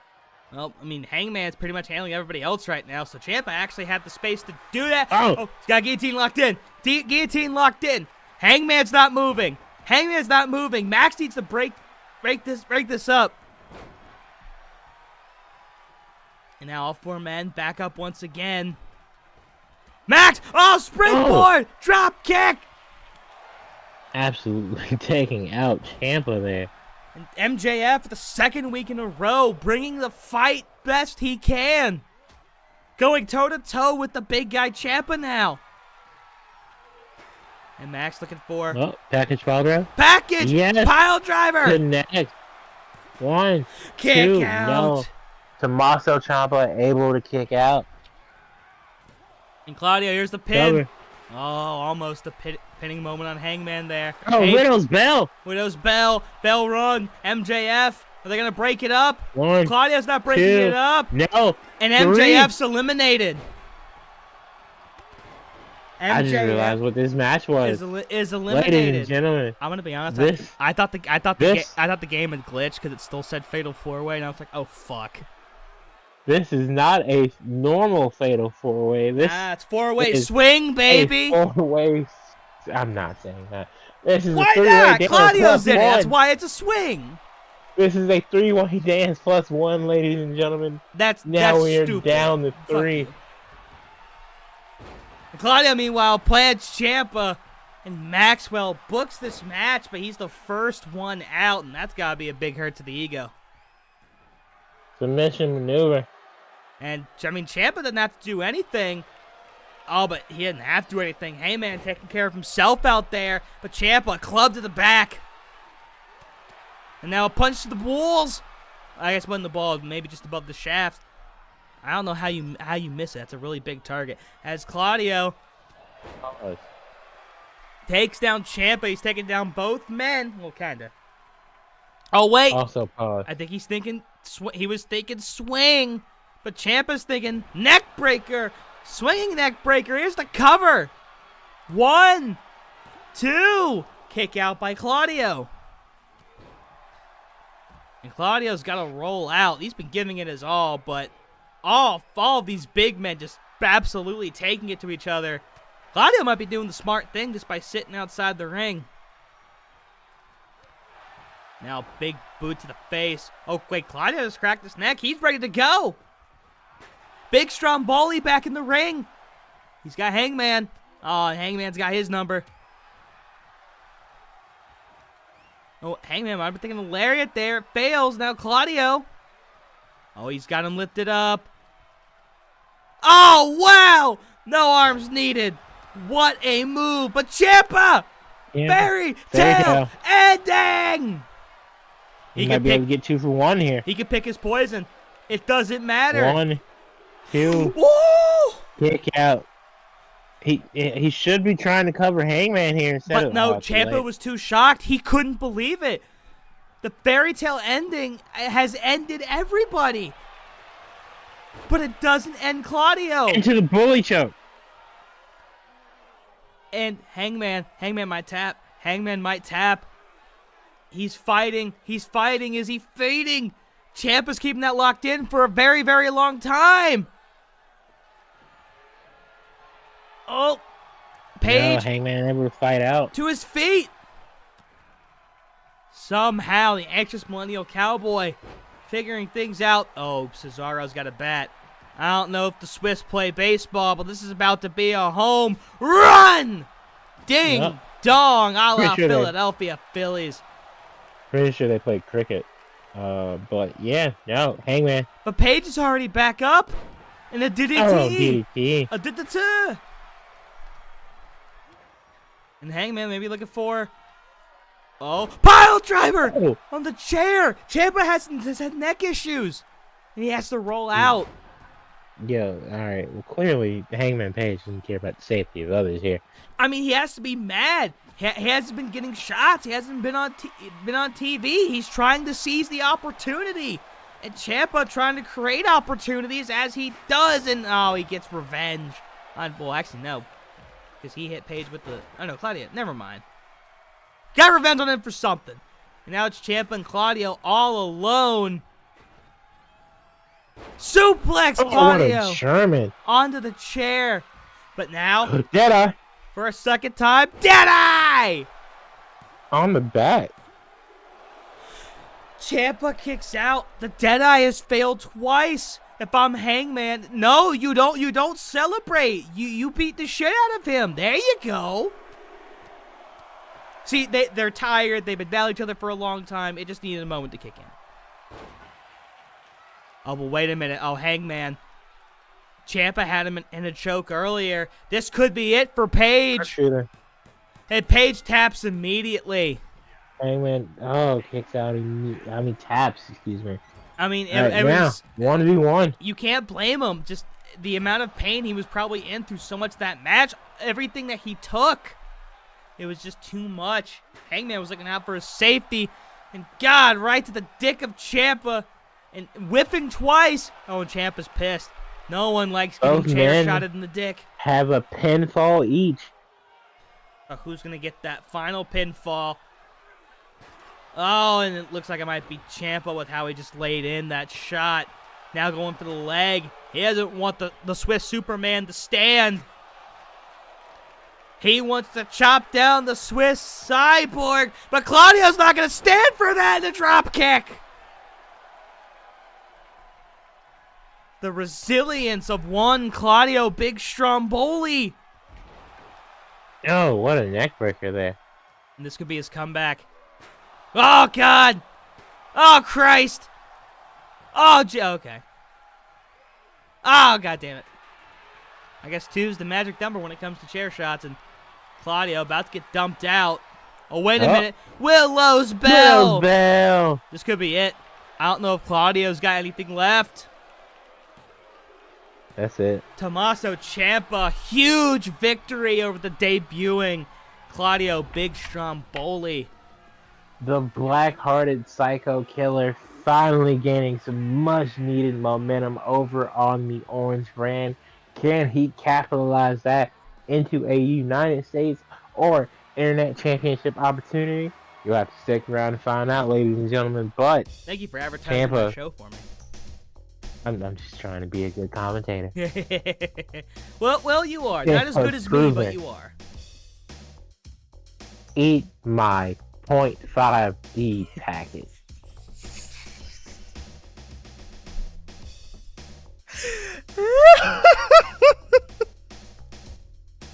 Next up, in the strikingly familiar concept that is the Blind Bandit Eliminator Tournament, we've got tag team action. Oh, shit.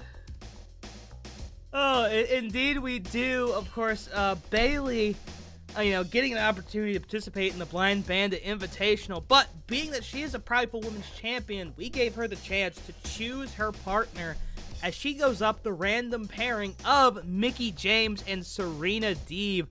Both these women, have at least sniffed championship gold. Serena Deeb getting a one-on-one opportunity against Bayley a number of weeks ago. I think the biggest mystery right now is who the hell is Bayley's partner? Of course, Bayley's trying to rebound off of a count-out loss to Zelina Vega last week. And can she do it tonight? Oh, yeah, that was a thing. And here she comes, the Prideful Women's Champion. Despite that count-out loss, has not been pinned, in action, and still undefeated in all of her defenses. Of course, coming off a huge victory in that Defiant ladder match at Defiance. And you have to wonder what's next for Bayley. I mean, Zelina Vega's got a victory over you. I mean, so I feel like, you know, by my logic, she's owed a rematch, but, you know, I haven't really been able to get a hold of Bayley. Obviously, she's been, you know, extremely agitated and mad over all of this, but she seemed to brighten up when I gave her this opportunity. Mm-hmm. I mean, that's a very real possibility. You know, obviously, Bayley, being the role model, doesn't have time for lesser beings like yourself, Stanley. But I definitely think when the opportunity is right, Bayley will announce her next challenger as far as she's concerned for her Prideful Women's Championship. You know, but, you know, Challenger's going to have to take a back, you know, going to have to go on the back burner here for a sec, because we need to know who the hell her partner is. Lights go down. The music dies. You don't see me standing here. Whoa! That's and Bayley taking the woman who beat her by countout and giving her another huge opportunity. Zelina Vega, of course, answering the open challenge, not getting a pinfall victory, but again, a countout, and Bayley's only, you know, loss to this point. Wow, I wonder what the role model's thinking, trying to recruit Zelina. You know, maybe it's an out. Maybe if they lose, she'll pin the blame on Zelina. If they win, she'll claim, "Oh, I'm mentoring her" or whatever. Blah, blah, blah. I mean, the way I look at it, can't really challenge your tag team partner for a championship if you're tag team champions, right? You know, of course, Bayley, she's been known to play 5D chess in the past. I think she just upgraded to 6D, if that is indeed the case. Zelina Vega, former Queen of the Ring, and, you know, last week being able to show the OCW Nebula a little bit of what she's made of. And of course, we'd like to remind you that this is happening live at the OCW Theater, for the premier place to watch wrestling besides the rent-free venue. And here comes Serena Deeb. We have not seen her in a while. Again, she had a shot at Bayley for her Prideful Women's Championship a number of weeks ago, but fell short. But Serena Deeb, obviously, you know, submission wizard, still a phenomenal wrestler, and honestly, Shayna Baszler versus Serena Deeb would kick fucking ass. I think I'm gonna book that soon. Shit, first ever women's submission match in OCW. Let's do it. Cheers to that. Not really. Yeah, no, because Becky's really the only. I mean, Becky Charlotte could have been one, but it's not like I'm just handing Charlotte title opportunities. All right, and of course, Serena Deeb, her tag team partner Mickie James, which Mickie James has been an integral part of the development of the women's division here on Overdrive Pride. Mickie James has taken part, as she should be. Exactly, and she's taken part in some of the women's division's most historical matches, not just on Pride, but in OCW. She's part of the first main event. I can't remember the three-way dance off top of my head. I'm a bad man. I realize, but Raquel and Serena, wasn't it? I believe so. That makes sense. But if that's not the case, I'm not wrong. Elias is wrong. Anyways, Mickie James, regardless, has been instrumental on this brand and in the development of this division. And honestly, with her and Deeb's experience, I mean, that could absolutely take them places. And what an occasion it would be to get one up on the Prideful Women's Champion. But of course, time will tell from bell to bell. Speaking of, ring that bell. Let's get it on. Oh, and immediately an overhead suplex by Bayley. Oh, and Zelina. Whoa, Zelina immediately playing ball. What an overhead suplex. Overhead Joyman. I don't know if Michelob is Joyman, but it is now. Definitely not. Well, I don't know what it is. It's Michelob. And Serena Deeb immediately laying waste to the women's champion. He gets a chance to gloat about it and then attack her back. And Serena Deeb, she knows a thing or two because she's seen a thing or two. Now immediately stomping that knee. And Serena Deeb, I mean, obviously she's mad. She's mad that the Women's Championship match did not go her way. Oh, and Bayley, well, Bayley's just mad because she feels she's being shown up. So she has to show off, and God, that was a brutal drop kick. Isn't it like on her bush? It might be. And now Bayley answering back, ton of her own, saying that this is easy style, and beating up Mickie James' partner right in front of her. Up, wait a second. Kick to the ass, kick to the stomach. Ooh. Oh, steps over her face, and that's the moneymaker right there. No, it's North American because it's Anhara Bush and Anhara is. Well, no. Oh, you're trying to figure out what Michelob is. I was like, what the fuck is he doing? No, okay. So the creators have German ancestry. So yes and no. Because Anhara is like in Missouri. German American. German American. We'll do that. Good compromise. Yeah, Mickie working over Bayley, the role model here. You gotta love seeing two top premier athletes just go back and forth. And I mean, and especially just two women of their caliber, with just how much both of them have done. You know, in the wrestling industry, both inside WWE and for Mickie James, especially outside. And Bayley, she was trying to get to Zelina, but she lost where she was, and she's about to be in a worse way. Wait a second, maybe not. Oh, nope, eats a right hook. Mickie now into the ropes, picks her up and puts her down, and not easy. Here's the cover. A 1 and a 2. Bayley kicks out. A 2 count on the champion from Mickie.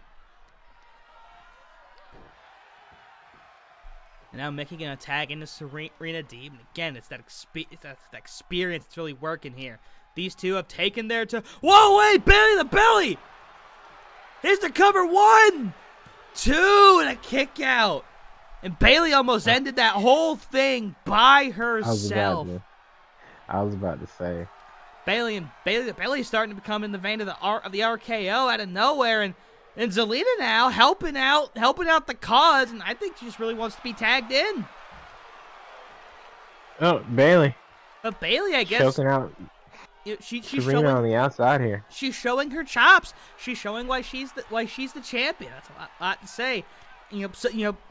Suffering succotash, and Serena Deeb fighting out of it, and this could be bad. Serena Deeb is no stranger to violence, and doesn't get more violence than right in front of the hardest barricade in all of professional wrestling, the only legal weapon. But Serena Deeb, now she's working over Bayley's neck. Ooh, count of 7, and I mean a count out victory would be no bueno for anybody. Got it, girls, please. Okay, thank you. But Serena Deeb, one more move on the outside there, maintaining control. Zelina Vega reaching desperately for a tag, and she gets it. Serena Deeb trying to show off because she dominated. Ooh, Hurricane Rana. And now going over to Mickie. Punches her off. And Mickey's down. And Zelina, now she's going to waltz her way over to Serena Deeb. And Serena Deeb's going to be in a bad position. Zelina, neck breaker. Oh, and now, oh God, vicious rights to the face of Serena Deeb. Now Mickie James is back up, and Zelina thought about going for her for a sec, but realizes Serena Deeb's more important. Neck breaker again. Serena Deeb back up. Whoa! Referee at the count of 7 now. All stars in this match, really taking advantage of that count. Serena Deeb's not back in the ring. Now she is, but she can't prevent the rope stunner. But she can prevent Zelina from possibly tagging in the prideful women's champion. I mean, honestly, Serena is probably the one who needs to tag out the most here. She's taking a lot of damage. I think another big move, and she gets pinned for the 3. No, it definitely could be. I mean, Bayley the Belly already is not an easy thing to kick out of. Even though Bayley primarily uses the rose plant nowadays, that Bayley the Belly is still extremely lethal. But what else is lethal? The submission abilities of one Serena Deeb. Serenity locked in. And Mickey was able to keep Bailey at bay, but Zelina showing fortitude. And now here comes the prideful women's champion. In here. And yeah, you're Bailey right. has the opportunity to wrap this up. Oh, wait, Serena. Glam slam. Oh, yeah. One. Kick out at 1. Nowhere near enough here. Well, what a maneuver by Serena Deeb, and that definitely saved her in some aspects and did some damage to Bailey. And Serena finally gonna tag in Hardcore Country Mickey James. Oh, Bailey. Oh, looking for that Rose Plant. See, there it is again. And Mickey eats it immediately. 1, 2. But she kicks out. That freshness. It's like she's eating at Subway. Now tagging to Zelina Vega. Honestly, I do believe that had been Serena, that would have been the match. No, that 100% would have been the match. But Mickey. Zelina. Just recovered enough. On there. And now possibly going for a top rope one. Go for a splash. She missed. Oh.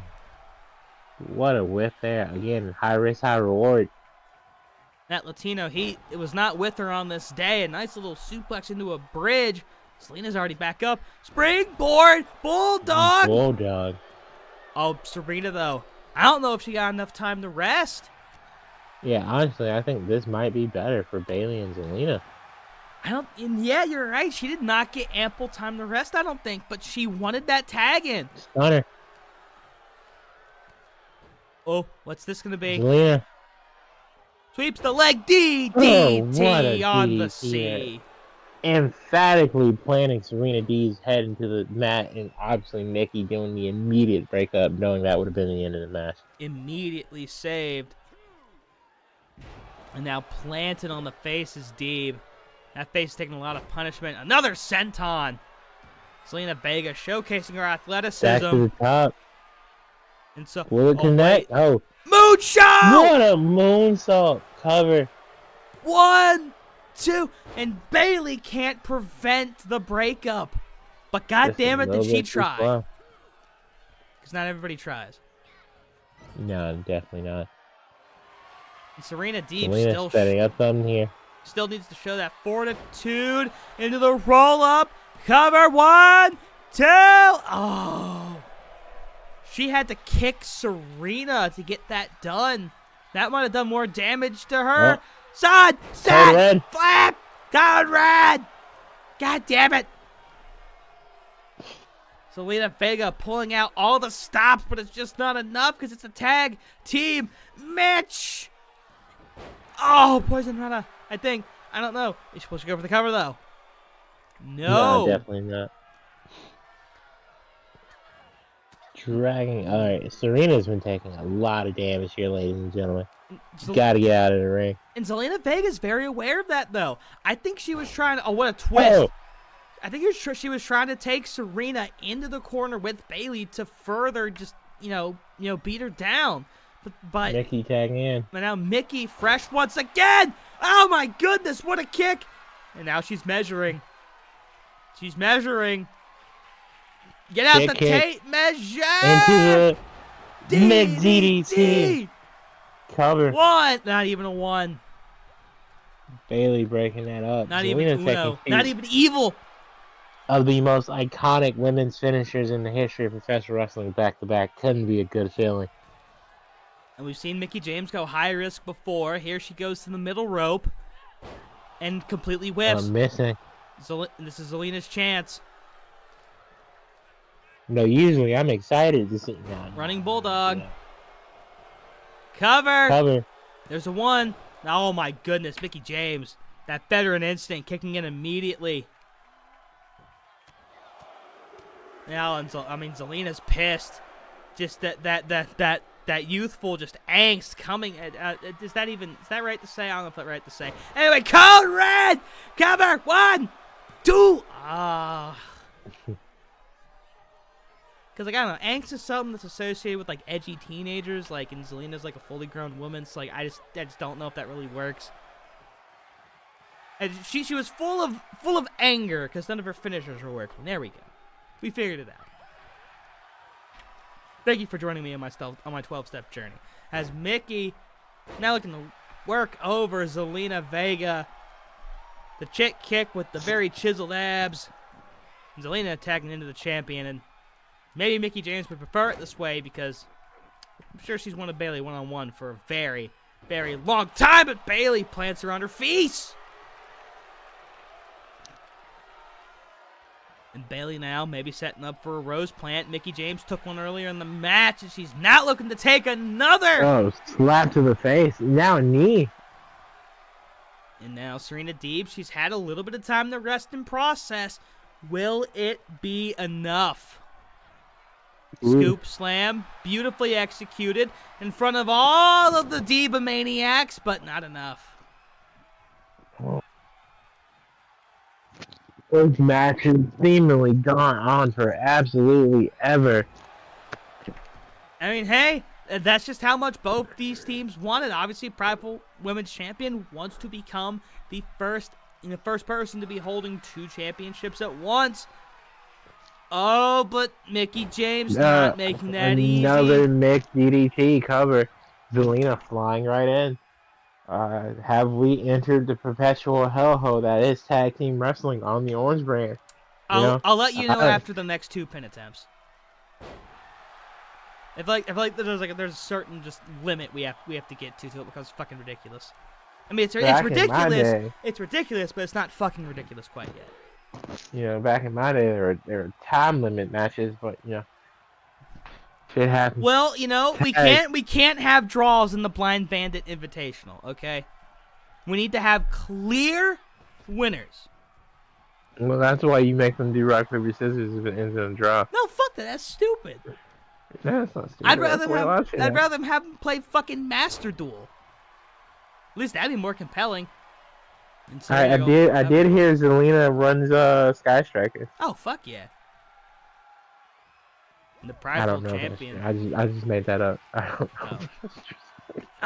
You're the Yu-Gi-Oh expert. You know more than me. I thought that was like legit. I thought that was shoot. That was work. You work shot me. You shot me at work. And Serena Deeb finally taking out some of the competition. You fucking asshole. Goddamn, shot me at work. I don't even know she plays you. Yeah. Oh my god. I thought that was just some like new shit. They introduced like Zexel or some shit. I've never seen it. I mean, no, it's a link deck for sure. But no, Zelina, if she played Master Duel or Yu-Gi-Oh in general, is definitely either running Heroes or fucking Curly. Speaking of Zelina, I don't know if she's back up yet, but Bayley might need her here in a sec, and she's bringing her over to the corner. Yep, there she is, and this might maneuver. This might actually be the end for Serena Deeb. Tag what maneuver. is that there? Does Bayley take out Mickie? Don't let her roll out of the ring. Why are you? All right. No, she's trying to prevent that. Nope, no, she's going back over to the tag. No. Bayley is just like, Serena. You know what? You're on your fucking own. Oh, God. Oh, nice little head scissors. And now just trying to figure out something, anything to do with Serena Deeb, and her indecisiveness might cost her here. Tag to Mickie. Smash that never ends. It goes on and on, my friend. And we have entered the endless match, in the endless cycle it is tag team wrestling here in OCW. And Mickie James at this point, just do anything to win. Take out the knees. Oh, but Zelina going back to the face.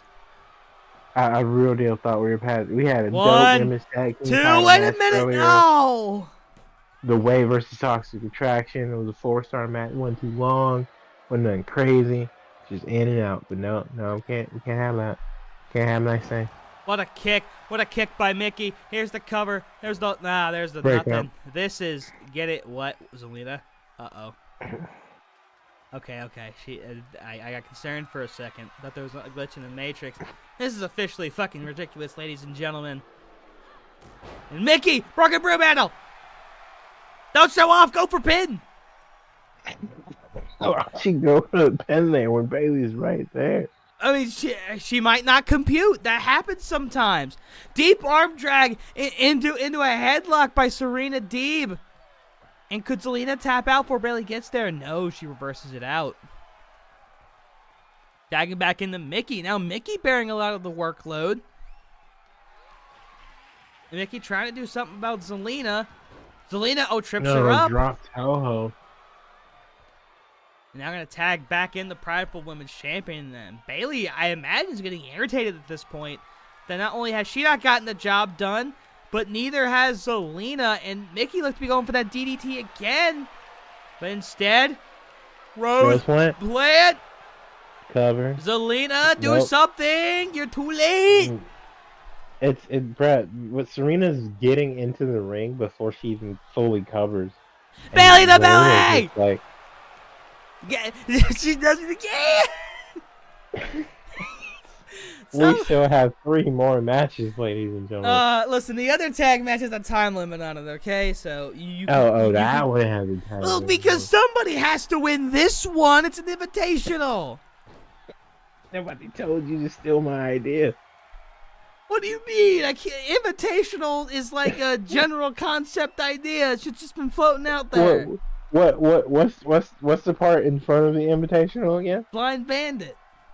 Which sounds exactly like a blind eliminator. No, right? Blind Bandit is a more mainstream, copyright safe version. Okay. Of whatever it is that you do, and you know, it's completely original. We have a mask in the graphics. You didn't have a mask. I didn't feel it necessary to add a cheat. Because it wasn't a blind bandit. It was a blind eliminator. There's differences here. However minute they may be, there are differences, and that saves me from copyright litigation. Yeah, you what tell a fucking Pokemon, missile by Zelina, though. You tell the creators of Pokemon Uranium that, like, they didn't get that fat ass cease and desist letter 5 years ago. Ah, God, I hate Nintendo sometimes. Now Serena Deeb's in the ring all alone. I mean, Zelina's got to get back in. This might be her only chance. Oh, but now Deeb turning the tables. And Zelina can just watch. She has now the will to climb back into the ring. Oh my God. Well, Bailey's dead. And Zelina might soon be too. Yeah, no, Bailey's down. Bailey's down. And it's in the middle of the ring. Zelina, she might pin Zelina just right next to Bailey. Bailey's still down. And what's Serena Deeb thinking? Oh, well, she's thinking that she and Mickey are just going to beat the ever-living dog shit out of her. Tag maneuver. Son, flip. Oh, wait, they're going red. Oh, my God, they're going red. Oh, Mickey. No! Just a bit too slow. Just a bit? And now Mickey was going for something after using Zelina's own move against her. Bulldog. I hate her so much. You know what? Dave likes it. Rates 5 stars. Oh, trying to tap her out. Can she get in the tap before Serena? Nope. Couldn't even let me finish the setup to that narrative. I feel like longevity does not equal impact. Yeah, this match has been on for 35 minutes, so 5 stars. I mean, not 35 minutes. Is it really a 5-star match? I mean, it's long, it's epic. People love long, epic matches, especially Dave. They're his favorite. Yeah, but is it epic because it's epic, or is it epic because it's long and it's epic because it's epic because it's epic, and part of the reason why it's epic is because it is long. I don't. And looking for oh God, bashing Bailey on her face. And if Bailey can get up right here, she can end the match. She can't get up though. And Serena Deeb is gonna slowly get back into the corner. Bailey now countering though. A belly-to-belly, a rose plant, anything right here could win her the match. We can't see Serena Deeb. We don't know if she's back on her corner yet. But speaking of corners, looking for another tag maneuver. The teamwork, double arm drag, and elbow drop. Kip up.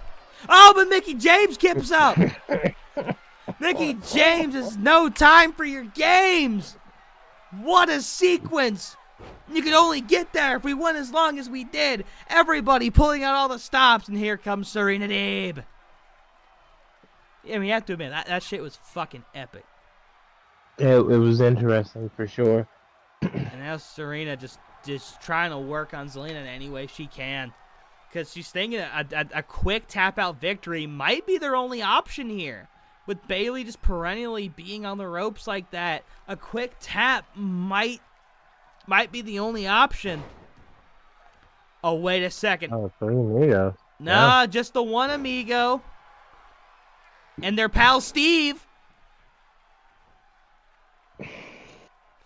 And now Mickie James maybe trying Isn't to that 2 amigos? teach the youth a lesson. Well, I mean, my amigo and Steve just met. They're 2 of my amigos, but here's the... What? Flying out of nowhere is Bayley. Just like her belly to belly. Oh! Another McDDT. Oh, alright. You know what? I know how we solve this. Get the pin. I know how we solve this problem. Fuck. From this point forward in tag team matches, we allow the ability to knock out the opponent. Clearly, this is disgusting. This is very disgusting, and we'll have to consult the deities that run this universe, for guidance on this one. Of course, right now they're really preferring chaos, and I don't know. This is, right. I mean, it's a great match, but this is a little bit too much chaos for my blood. Because we still got Wesley versus Kenny, Ace Empire versus fucking Young Bucks, one final symphony. I mean, there's still so much action to go. Well, thank God we don't have time limits. That match is going to take. So with that being said, while the Forever match is continuing, I'm going to the bathroom. I'll be back, audience. Okay, guys, I think he's gone. Okay, his social security number is 999-999-69. Okay, I want you to enter that in, right? All right, he's a 2.5D image. Okay, his identity is very easy to steal. I want you to set up several fake credit cards in his name because God, that would be funny as shit. Remember, his social security is 999-5969. Something like that. If it's too many numbers, just knock a couple of them off. But listen. If we could steal Elias Storm's PNG identity, that would be funny as shit. So please make this happen. It is my dream. Thank you. Anyways, this match just continues to go on and on and on. We've seen these in Prides before. I mean, who could forget Street Profits versus Lucha Brothers? An absolute classic match that went on for super long, and also that the trios match between Rollins, Moose, and McIntyre versus Imperium. Those matches going for some of the longest in OCW's history, and this one very much could make that. And Deeb, she went for that tap out and gets right into a clothesline. Bayley trying to take out Mickie James. This could be it. Middle rope stunner. Get her in the ring, kid. Throw her in the ring, kid. That's the outside of the ring, kid. Throw her in the ring, kid. Yes. Okay. Hit your finisher, kid. Oh, wait. Is Bayley the one who's legal? I guess so. Yeah. Okay. Hey, hit your finisher, kid. Kid. And magically, the match is still not over. She's up. For the love of God. Go for your finish. Go for a finish. You can do it, kid. This is all you. This is your moment, but your moment is fleeting. It's Serena Deeb's going to take her moment, but she doesn't take it fast enough. Oh, man. I love my brand. Not only did I go pee, but I got Oh, more water, SpongeBob. and I got to put food back in the oven. That's crazy, bro. Oh god, I might need another fucking Hot Pocket after this. And Zelina Vega's down. Okay. You know, we should fucking just like. Honestly, I feel like Hot Pocket would go for something like this. Real talk. If they have one of those cool social media teams like Wendy's does, then oh, measuring up, looking for that Hot Pocket sponsorship. For the love of God. That's like the 9th McDDT in his match. Bailey! No! Since, yeah, Mickie James can't fucking believe it. Neither can I at this point. And Mickie James realizing high risk is not what it takes. Taking Bailey fucking out is what it takes. But now Zelina tying it up with Serena Deeb, and now Deeb in the ring. But oh, what a slap. Another slap. Under hook. Oh, backbreaker. And will those veteran instincts finally kick in for James? Bailey is still stunned. James can get Zelina into the ring, or you know what? Just win by countout. Maybe that's what she's going for. No, Zelina's back up. Zelina dodges. Oh, but you can't dodge this. Count of 7 now, and I don't know if there's anything Bailey can do about a count out, but she puts her back in as Bailey is probably getting back on the ropes. No, she's getting in the ring. Bailey's in the ring, and she's going out of the ring. What was the point of her being in the ring? And a swing in the ring by Serena Deeb.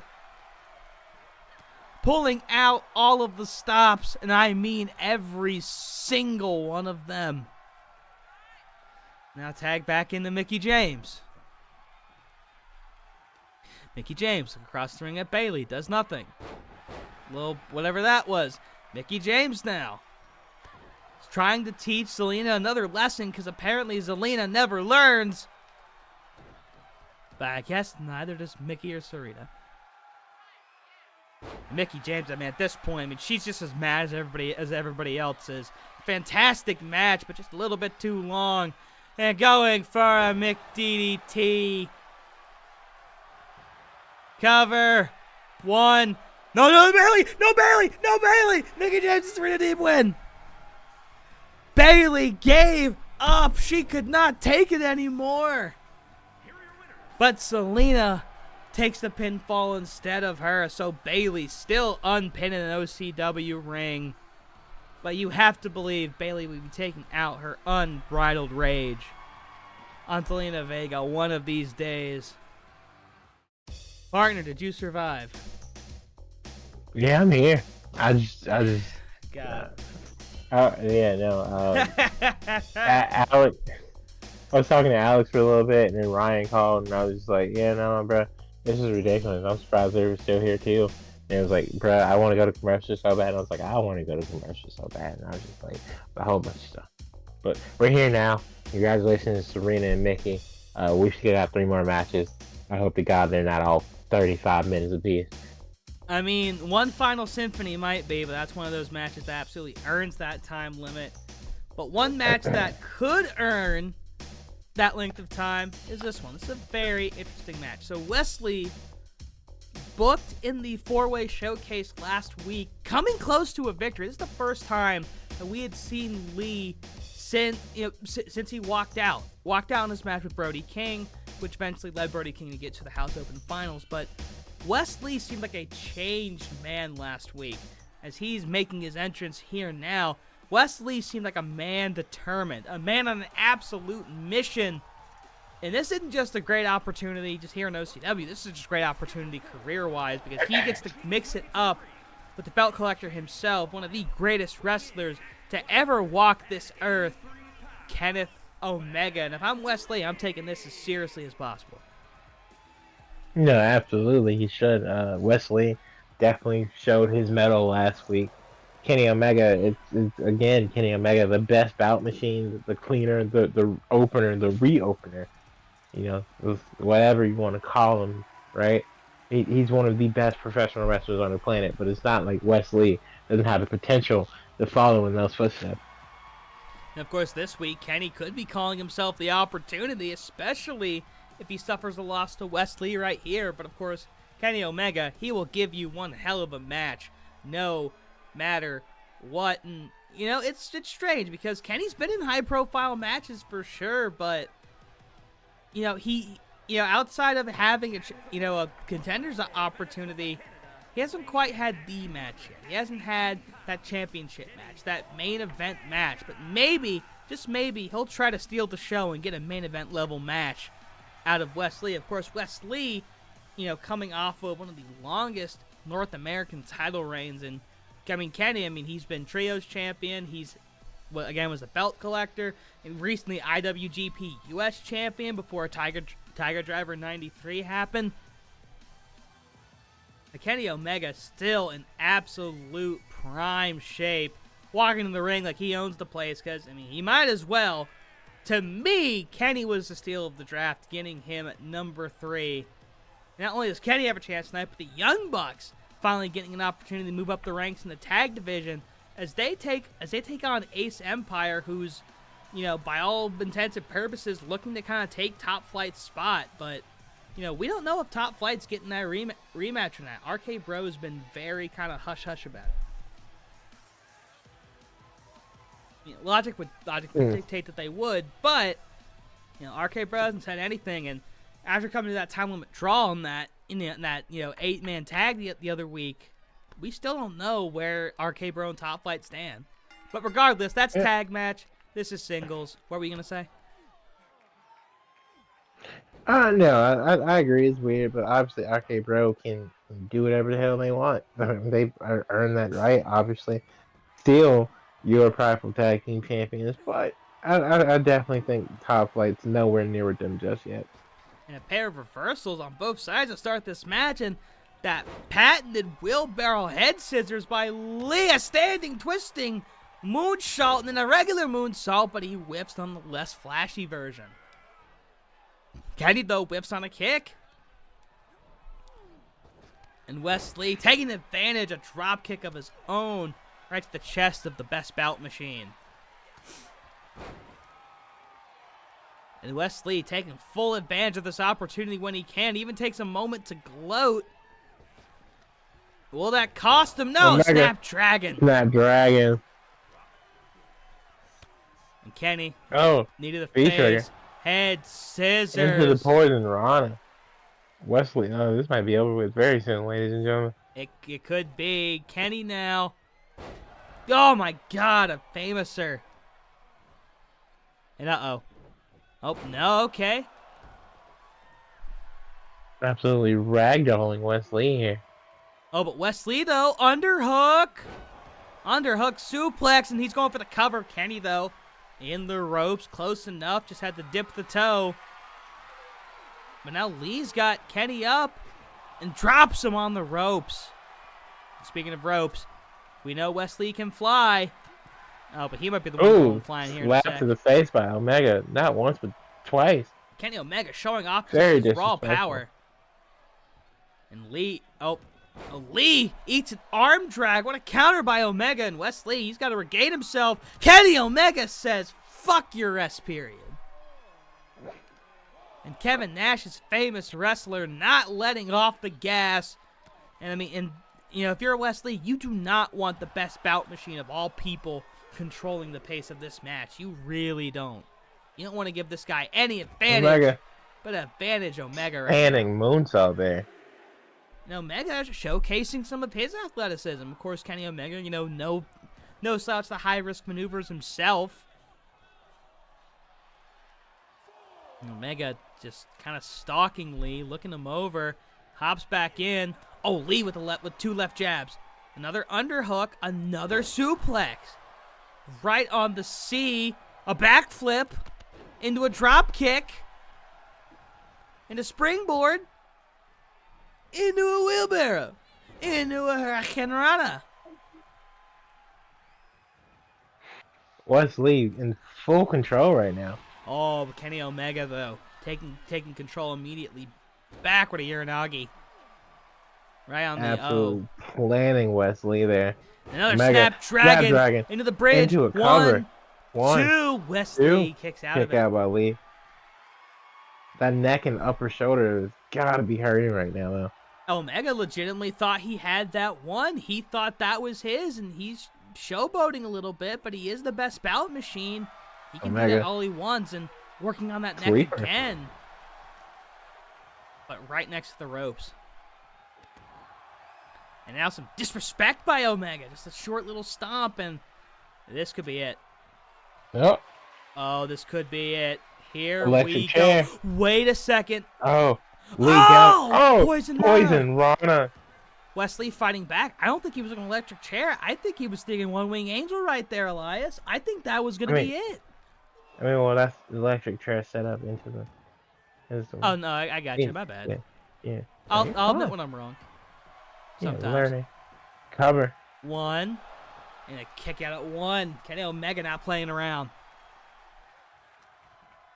And you have to think, if you're Wesley, I mean, Lee kicks out the Snapdragon, but that One-Winged Angel, the deadliest finisher in all of wrestling, very rarely does anybody kick out of it. At least on their own. And, ooh, Omega now dropping him on the ropes. Omega going top rope. Slips a little bit. Got him in his sights. Swanton on the face of Lee. And Wesley, he's got to get control of himself. He has to find where he is right now. Oh, because that's going to happen. Omega. Kenny Omega taking a beat down to Wesley. Looks like the writing is on the wall here for Wesley, ladies and gentlemen. But could Wesley bring back some of that fighting spirit? Oh, there it is. We got spirit. Oh, wait. Yes, we do. Oh, into a power bomb. Doesn't go for the cover, though. Lee's got more to offer. He's going to have to bring a little bit more than that. Oh, wait. Knee to the face. Ripcord knee. Wow. That, honestly, did he just steal the V-trigger? W trigger? And Lee not letting off the gas. Now Lee's got control. What a shot. And Lee, I mean, you say V-trigger, Lee using his knees just like Omega would. Oh, drop kick. Wesley. But can he finish the job? Could a cardiac kick really do it to the One-Winged Angel himself? Oh, boot. But Wesley, he's got that one thing he's needed this whole match. He's got control. Double, the one hook, underhook, power bomb. No cover, though, ladies and gentlemen. He might be setting up for something. Omega's face down. Lee. Oh, corkscrew, he hits it! Can he get the cover? No, he's no smart. Cover. Dragging him away from the ropes. He's dragging Omega away from the ropes. Cover. One, two. Oh. Kenny Omega grabbed. Wesley did not pull him far enough away. He hooked the leg. Veteran ring presence by Kenny Omega here. No, absolutely. And that might have cost Wesley the match. Wesley immediately bringing his knees back into the fold, though. But again, Kenny Omega always one move away. Uh-oh. Oh, Lee, though, still fighting back. Oh! 619. 16-9, something like that. I don't know. Lee back up top. And now looking for that corkscrew. Swanton again, and he hits it. This could be it. This time the cover does go through. One, two. Oh. Kenny Omega will not be denied, ladies and gentlemen. These two putting on a barn burner. If I'm Kenny Omega, this is exactly what I want from Wesley. I want that fighting spirit. I want, that no foot off the gas. And Lee still bringing it, but Omega dodges out. But Lee fights back. This match, both competitors taking each other to the absolute limit. I mean, if you're I'm gonna be honest here. I don't know if Kenny was expecting as much as the fight as he's getting right now. whatever happened with Wesley a number of months ago, whatever was haunting him, whatever was going through his head is completely gone right now. This is the kind of Wesley that we drafted, the version of Wesley that we wanted from the beginning. This is the Wesley that Overdrive Pride has yearned for. And going for a stomp to the dick! That's a big target. But he does not appear to be finished, ladies and gentlemen. Irish whip. Maybe at some point. Omega countering. At some point, he's got to go for that cardiac kick. Oh! V trigger. Poison Rana. Poison Rana. And Wesley wisely rolling out. Great ring awareness. And Omega taking a moment to get some breath back. And he deserves it. It's been 0 to 100. Jesus Christ. And Omega steps on the gas again. Absolutely flipping over the top. Again, Kenny Omega's athletic prowess is insane. And remember, this man was doing all of this a few short years ago with vertigo. I mean, that's absolutely insane. Another V-trigger. And I think Lee's busted open after that. I'm looking at his head. Oh, yeah, there's a gash on his head. This is brutal. These two guys just bringing out the best and worst of each other. Count of 5 now for Lee. Yeah, scoop slam in front of all the Omega Maniacs at the OCW Theater. Count of 6. And is Kenny going to try to put him back in the ring? No, Wesley's going to fight back. Wesley could turn this. He could use this to his advantage. A sling blade. Drop kick. Oh, drop kick. Referee count of 8. And Lee's back in. Oh, he's going to reset the count. Breaks the count. That was a mistake in my opinion. You know what I think that is? I think that's a sign of respect. A sign of respect saying, Kenny Omega, I respect you enough to do this as legitimately as possible. This is indeed a brand new Wesley. Omega. But Omega showing that he is still the very same Kenny Omega. Drop kick to the side of the head. Is Kenny beyond count-out victories, though? Does he show the same respect for Wesley? Count of 4 right now. And Wesley kips up. And Kenny trying to say, listen, you done, son. Quiet down. Lee, counter. This could be big.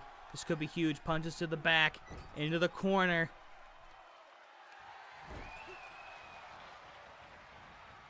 And Lee, is he counters thinking? Again. What's he thinking?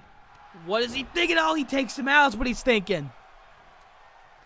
Can he set up for that? No, he's going to go for the cover right there. 1, 2. Wesley wins.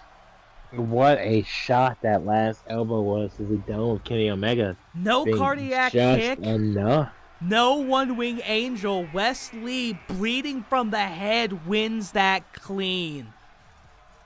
I am in shock. Middle of the ring at that. Congratulations, kid. Well-earned victory for sure.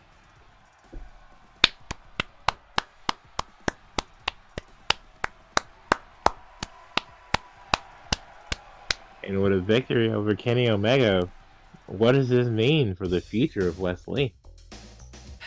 It means big things. That's what I think it means. In fact, that's what I know it means. Wesley, I had to give that round of applause. Again, something was deeply wrong with Wesley a number of months ago. Maybe it was jitters. Maybe it was that self-doubt creeping in, that maybe I can't do it. Maybe I really can't hang with the best of the best. Because Wesley, long-reigning North American champion, but still on that brand that they call developmental over in WWE. And maybe coming to OCW, where literally all the big boys are, maybe that created a block. Maybe, I don't know. Wesley's just kind of been on his own, a lone wolf, even ever since he came back. But again, whenever Wesley was there a couple of weeks ago when he walked out is completely non-existent right now. And that might be one of the biggest victories of Wesley's entire career. Congratulations, kid. And thank you for sticking with us. Yeah, absolutely. All right, we've still got 2 more matches, ladies and gentlemen. We've got Ace Empire taking on the Young Bucks, and in our With the main time event, limit, once again, yeah, thank God with 20-minute time limit. And then of course, in our main event, we've got one final or whatever. What do you mean, whatever? It's one final symphony. You were literally one word short. Yeah, it's not like one final beat doesn't exist. Or, That legitimately did not go through my mind. Like, real talk. Oh, wow. Look at you. Honestly, I don't remember much from that match. I'm gonna be like 100%. I remember not liking it. But I think I was just... That's wild. It was... Well, I think that was because I wanted Ciampa to win so bad because I love Ciampa. Mm-hmm. And Johnny won, and I remember texting you and being like, bro, what the fuck, Johnny won, and you're like, well, yeah, Johnny always wins. Look, and Jesus, okay, well, more problems with the fucking webcam. I'll give this little explainer real quick. So it's been a bit of a weird road for Ace Empire. They've competed in some of the best matches that OCW has seen so far. But they haven't really been able to come up on the winning end. They had that phenomenal 5-star match with Top Flight. They were in that time limit draw, with RK Bro, forming RK Empire for a short time against Top Flight, Matt Hardy, and Robert Roode. And again, that came to a time limit draw. For as great as these guys have been, they have not been able to pick up a victory as a tag team yet, and this could be their biggest chance. But the Young Bucks, well, I think they're still searching for their first win here in OCW. They fell to RK Bro, and then one of them challenged Matt Riddle. I can't remember at this point in time who specifically it was, and ended up on the losing end. So I mean, this is huge for both teams. This is really huge, but Ace Empire has some, classics under their name. The Young Bucks still looking for that first OCW Dave Meltzer barn burner. Yeah, I mean, they've got all the potential in the world, though. I mean, it's the Young Bucks. I don't really know what's, keeping them from making that major jump here on the Orange brand. I don't know. I mean, maybe they need a change of scenery.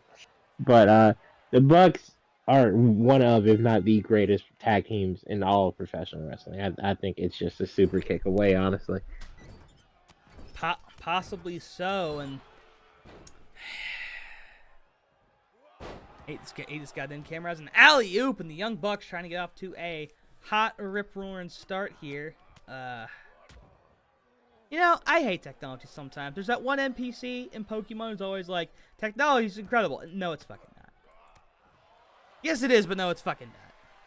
Because this isn't incredible. This isn't remarkable. This isn't glorious. This doesn't even fill me with pride. This just fills me with anguish when the camera dies. But I refuse to be. Actually, I'm not. I refuse to not be seen. I refuse to not be seen because this is a pretty face. But Tanahashi scoop slam. It's all right. All right. Well, anyways, I'm gonna need you to take over this match again while I go figure out cam link shit. All right, Tanahashi working over Matt Jackson because the hair looks darker. Yeah, that sounds right. Cover. 1, 2. Oh, I thought that might have been. I thought it might have been it for a second. I would have been mad. Yeah. I would have been pissed. Tanahashi absolutely working over Matt Jackson there. Neck breaker. Now he's tagging in. He will tag in Will Ospreay. Will Ospreay has a very, very well-known history with the Young Bucks. Obviously, his beef with Kenny Omega over the last few years. Okay. Jackson, elbows, countering. Tying up Tanahashi. Picks him up. What a fucking move by Jackson. Tanahashi just watching on. And Will Ospreay, I mean, Ospreay wants to fucking win more than anybody else. I mean, I feel like he's still kind of trying to rebound from Matt tagging in Nick here. From all those, internet championship losses. Double shoulder tackle. Yeah, that's got to be annoying for sure. Nick now. Why is it doing this to me? Cover. 1. Kick out by Tanahashi. Kick out by Ospreay. fighting back now. My life sucks. Kicked it away. Irish whip into the corner. Right, turn off. No tag maneuver. Turn on. A running bulldog by Osprey. Running bulldog by Osprey to Nick Jackson. Why is this shit not working? Damn it. We're about 3 minutes into this match, ladies and gentlemen, as Tanahashi and Nick absolutely whip each other. I'm not signed because of the match. Match is great. I'm signed because springboard elbow. it's still not. Why is it still not showing up? The shit's plugged in. Like, it's plugged in. Two plugs. It's plugged in. The cable works. By the way, while you're plugging, I'm plugging stuff. My audio still being picked up. Oh yeah, it is. Okay. Yeah, cool, they cool, still cool. hear you. Going for a wheelbarrow. Hey, you gotta make sure because last time. Oh, that was because my controller wasn't charged. The controller was fully charged, and Osprey's absolutely feeling it. All right, well, you know what? We're gonna go Stanley Brewer camless for this match. I'm sorry to say. I know that everybody in the audience is filled with absolute anguish and dread. We will try to fix it for the main event, but for right now, there's a match to call. I'm speaking for everybody in the audience. No, you're not. Don't speak for everybody in the audience. You're not speaking for. I am speaking. It's my show. It's my show. Yeah. My show. My audience. Oh, what a backstabber there. Don't speak for everyone in the audience. That's not true. Oh, could be lining up for the super kick. Super kick. And Osprey does not appreciate that. Oh, what a wheelbarrow DDT. Followed by a moonsault. And Osprey being there for his friend when it matters most. Because Tanahashi absolutely ate the hell out of that super kick. Osprey. Kick to the face now. Jackson's eating a lot of moves in succession here. Now Tanahashi coming in. Tanahashi now back. And eats a second one. Another super kick. Cover. Osprey breaking it up immediately though. That was not a wise decision by Osprey attacking Tanahashi. But Tanahashi already eating that first one, eating that second one. I mean, if Osprey's not there, that's the match. That is absolutely the match. And oh, Jackson. He misses. Oh, misses. Tanahashi conscious enough. Great presence by Tanahashi to move out of the way here. And of course, Tanahashi's a huge, big time veteran, big style. And now we'll barrel into rolling something by Jackson. Now, is he going to try to get Tanahashi back in the ring? Yes, he will. And hoping for a tag, and threw him right into that tag. And now Osprey, he's the freshest man, but he misses. Now Jackson's going to be the freshest man. And Osprey goes for the same thing again, but gets absolutely denied. And now lining up for a second super kick. Oh, he's got to go for the cover now. This could be it. One, two. Ooh. What Osprey a kick out. We say it all the time, but just pure will, instinct by Osprey right there. And Ace Empire's still in it, but Young Bucks absolutely strutting their stuff here tonight. Tag maneuver.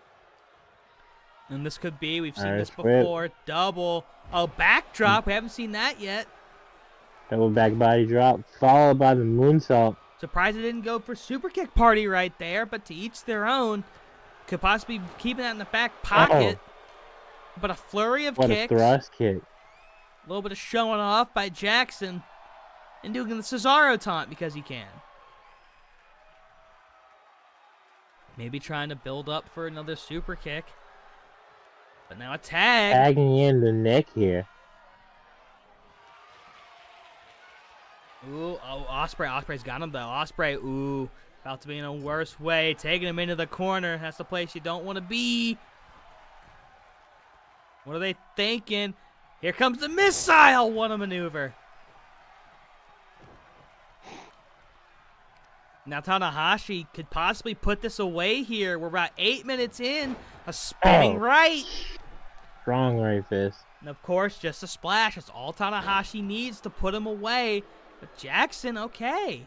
Tagging the Matt here. Now Matt Jackson, well, they both go for something and they miss. I think Matt was trying to go off the ropes. Tanahashi preventing him from it. And uh-oh, now both Jackson brothers are going to be in the corner. And looking like another missile maneuver. Yes, sir. An eye for an eye, but I don't know. Double missile action. Much better than one missile. Two missiles.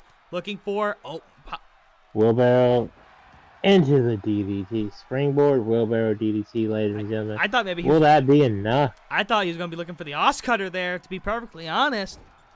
No, that's the handstand spring board. Oh, what a step of Insecure though by friggin' Ospreay. Sorry, I'm still reeling over the loss of my camera feed. Is Jackson's stunned and Ospreay standing slice spread. Slice bread. Throw cover. up the top flight. Here's the cover. Oh. Not even a one. And we are just about 9 minutes into this match. And wait, Ospreay. What's Ospreay thinking? What's going through his mind? I don't know, but he missed it. To the top. What? Missing, obviously. Now Jackson back in the ring, and now a bit of a stalemate here. Both sides trading plenty of blows with each other, but no clear decisive victor obviously has emerged yet. They got at least 10 minutes and 50 seconds to do it if they can. And now hopefully they're done in the next two. And the only man with another man in his corner. But wait a minute, Tanahashi's back, and that seemed to have inspired Ospreay so much he's gonna tag in Tanahashi. Let's see if Tanahashi's feeling inspired. Whip into the referee. Oh, I guess not very. Well, the ref didn't really bump, but you know, I like the energy. Drop kick by Tanahashi. Jackson's got to roll he out. literally bumped into the ref. There's no truer sense of a ref bump than bumping into the referee, literally. And, Tanahashi, this could be huge. This could be huge. If he can get Jackson down and hit that splash, that might be the end of the match. Oh, his asshole could not feel good after that. Jesus Christ. Pause. Resume. And Tanahashi, and he goes flying out the middle rope. Uh-oh. We saw what happened last time. And Jackson, he's about to go, whee! And this time he hits. Oh, connecting this time, ladies and gentlemen. And a standing moonsault. Standing moonsault there. Could have count out victory being the Wakes here. Another standing moonsault. Honestly, just hit these until 9 and then roll into 3. I mean, yeah. Up, but well, nope. Tanahashi says, fuck that shit. But Jackson. Now Jackson using the only legal weapon, an OCW, and that could be it. This could be it. Yeah, we'll see. The Young Bucks might just have a victory. Ospreay standing his own, though, but distracted. Uh-oh. If Tanahashi gets back in, he's going to have no friends. Right. He's going to have absolutely no friends, no help. Count of 9. And out goes Jackson. He saw Tanahashi getting up, tried to dispose of him. And that doesn't work, but Tanahashi's all alone. He's absolutely all alone out there. He's got to keep this hot momentum going, until Ospreay comes back. Oh. Otherwise, he's just sitting duck. I thought it might have been a super kick there. And sitting duck no more. Overhead toss. And now Tanahashi with a little bit of ingenuity. He could possibly end the match for Ace Empire right here. Of course, ladies and gentlemen, this is the semi-main event of what's been an action-packed night here on Pride so far. If there's any lapse in commentary, it's because we're very tired. These matches are taking very long, and we're very sore. Tag team move, punch to the gut. Now scoop slam in front of all the Buckamaniacs. Oh, he's lining up for it. Super kick. Super kick. Planning it. And across the ring, Ospreay's got to travel far. Ow, and he does without fail. We are down to 7 minutes, 45 seconds, ladies and gentlemen. Is yet another match that will not end. Well, this super one kick will again. end. Another super kick. Tanahashi's just absolutely eating super kicks. Jesus Christ. How is this man still standing? Springboard. Oh, Springboard, Enziguri. step up, Enziguri. Jackson. Backing him up. What's on his mind? Possibly a broken broom handle. No, a crossbody, but he misses. And a drop kick by Tanahashi. Tanahashi needs to take advantage right here and now. There's 7 minutes left. All 4 of these men have taken each other that as far as they can go in such a short time. Ospreay will be the freshest man in this match that we have not seen him in a minute, though he has been knocked off the apron a couple of times. And no matter the consequence, here comes Ospreay. Hurricane Rana. Going for the cover right there. He could steal one here. Ospreay. One. No, rope break. Wasting the goodwill of the other Jackson brother. Ospreay's got to figure something out right here. He's got 6.5 minutes for him or his partner. Sliced bread. Somebody's got to figure out something. 1, 2. This could be it. Oh. No. Kick out by, what is that, Matt? Yeah, kick out by Matt Jackson. And things have completely unfolded here. Nick now sent to the outside of the ring. This is their moment. And wait, Tanahashi attempt to splash. Not from that distance. It doesn't look like anyone's going to get anything done, but we have 6 minutes left to determine a winner or a draw. And the Jackson's trying to fight back. But again, it's been a hard-fought match. Oh, wait a second. Measuring him up, sizing him up. Super kick. Falls into the cover. He does not see Ospreay. And Jackson is absolutely exhausted. I mean, another time limit draw cannot be good for the tag division at this point. Scouting. I mean, super kick the last match, cover. it was a 4-way, but anyways. There was an 8-man tag. Another super kick, another fall into the pin. These guys are tired. These guys are absolutely exhausted. Just like we are. Roll up. 1. Oh. Tanahashi almost stealing it right there. You had to know that wasn't going to happen. Tag. Tanahashi letting the tag happen. Oh. Maybe he meant it that super way. Kick countered by the drop kick, though. Suplex. Tanahashi German. Oh, but he eats DDT by Jackson. I don't know what plan he had, but it flopped pretty quickly. Just like CM Punk's UFC super career falls into it. But where's Ospreay? He's right there. There he is. Where is Ospreay? Where is Ospreay? There he is. There he is. Tiger Driver 93. Tiger Driver 93. Kenny's dead. Oh my God! What a fucking apron DDT off the ropes! I don't know if they were watching the left side of the screen. That was some epic shit.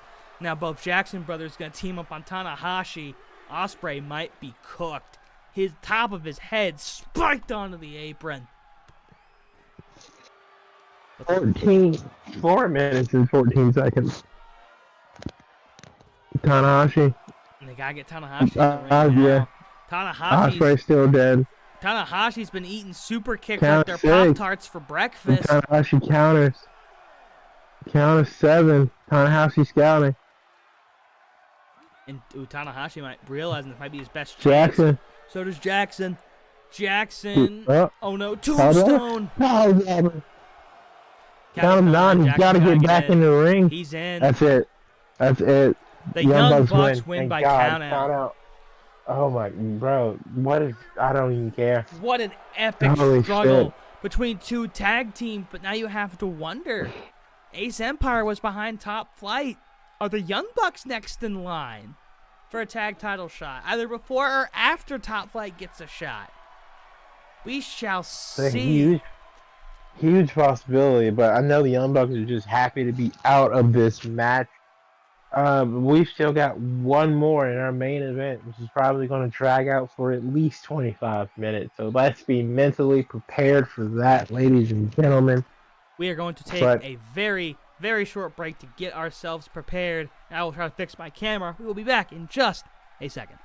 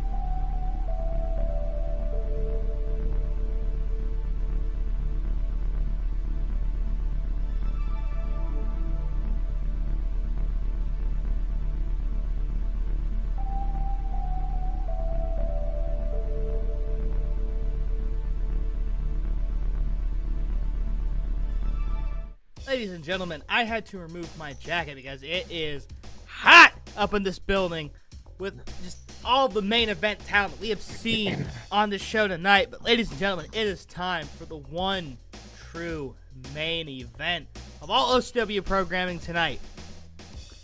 It began at Wrestle Mayhem. Gunther becomes the first ever Galactic Champion in the main event. At Pride number 6, Seth Rollins curb stomps his way and steals that championship. Then at Defiance, Gunther, with a power bomb, takes it right back. And now, the final match in the trilogy. Loser cannot challenge again, while the winner remains champion. Ladies and gentlemen, Overdrive presents to you one final symphony. It will be Last Man Standing. And of course, when Ryan's in the ring, you know shit is serious.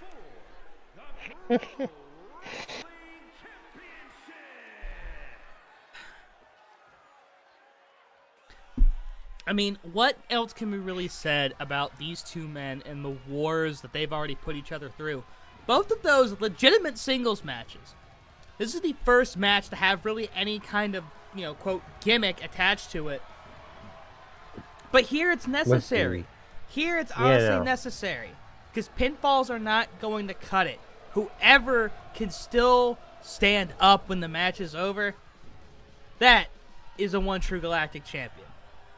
And Gunther, again, is no stranger to this match. Obviously, the stairs incident between him and Tommaso Ciampa and their last man standing match for the championship. Of course, the stairs played a vital role in that story. You're not wrong. But Gunther did eventually get that 10 count thanks to his powerbomb, which was what put Seth Rollins away.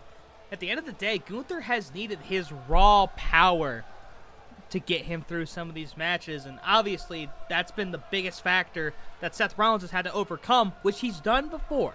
He's overcome Gunther's size once before. But can he do it again? A very good point. Seth Rollins, obviously, with the curb stomp from hell, able to capture the Galactic Championship after bouncing off that middle rope to put Gunther's skull into the pavement. But I don't know.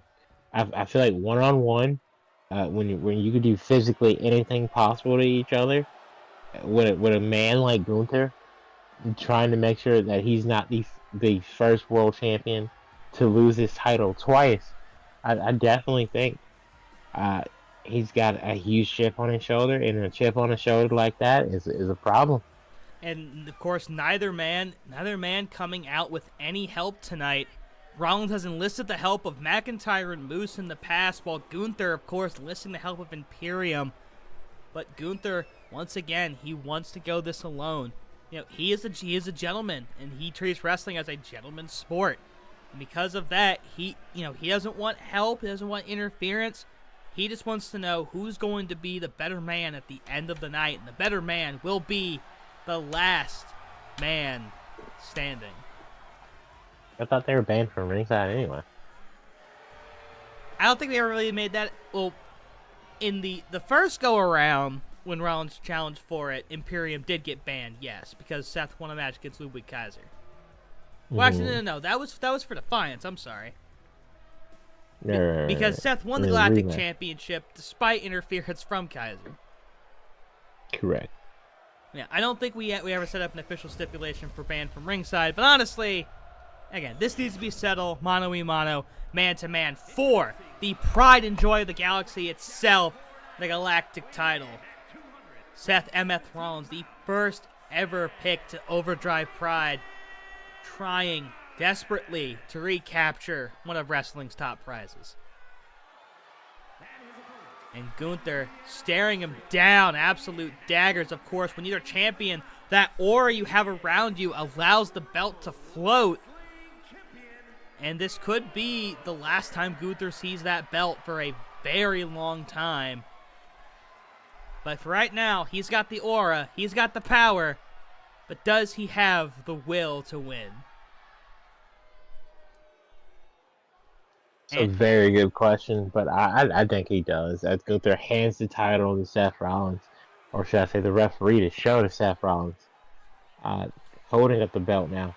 And Seth Rollins. Do you think Could be seeing that belt Seth later. Rollins, walks out champion tonight? I'm giving the advantage to Gunther. I do as well. I mean, Gunther already has that momentum, but Seth Rollins trying to cut that momentum, at its legs.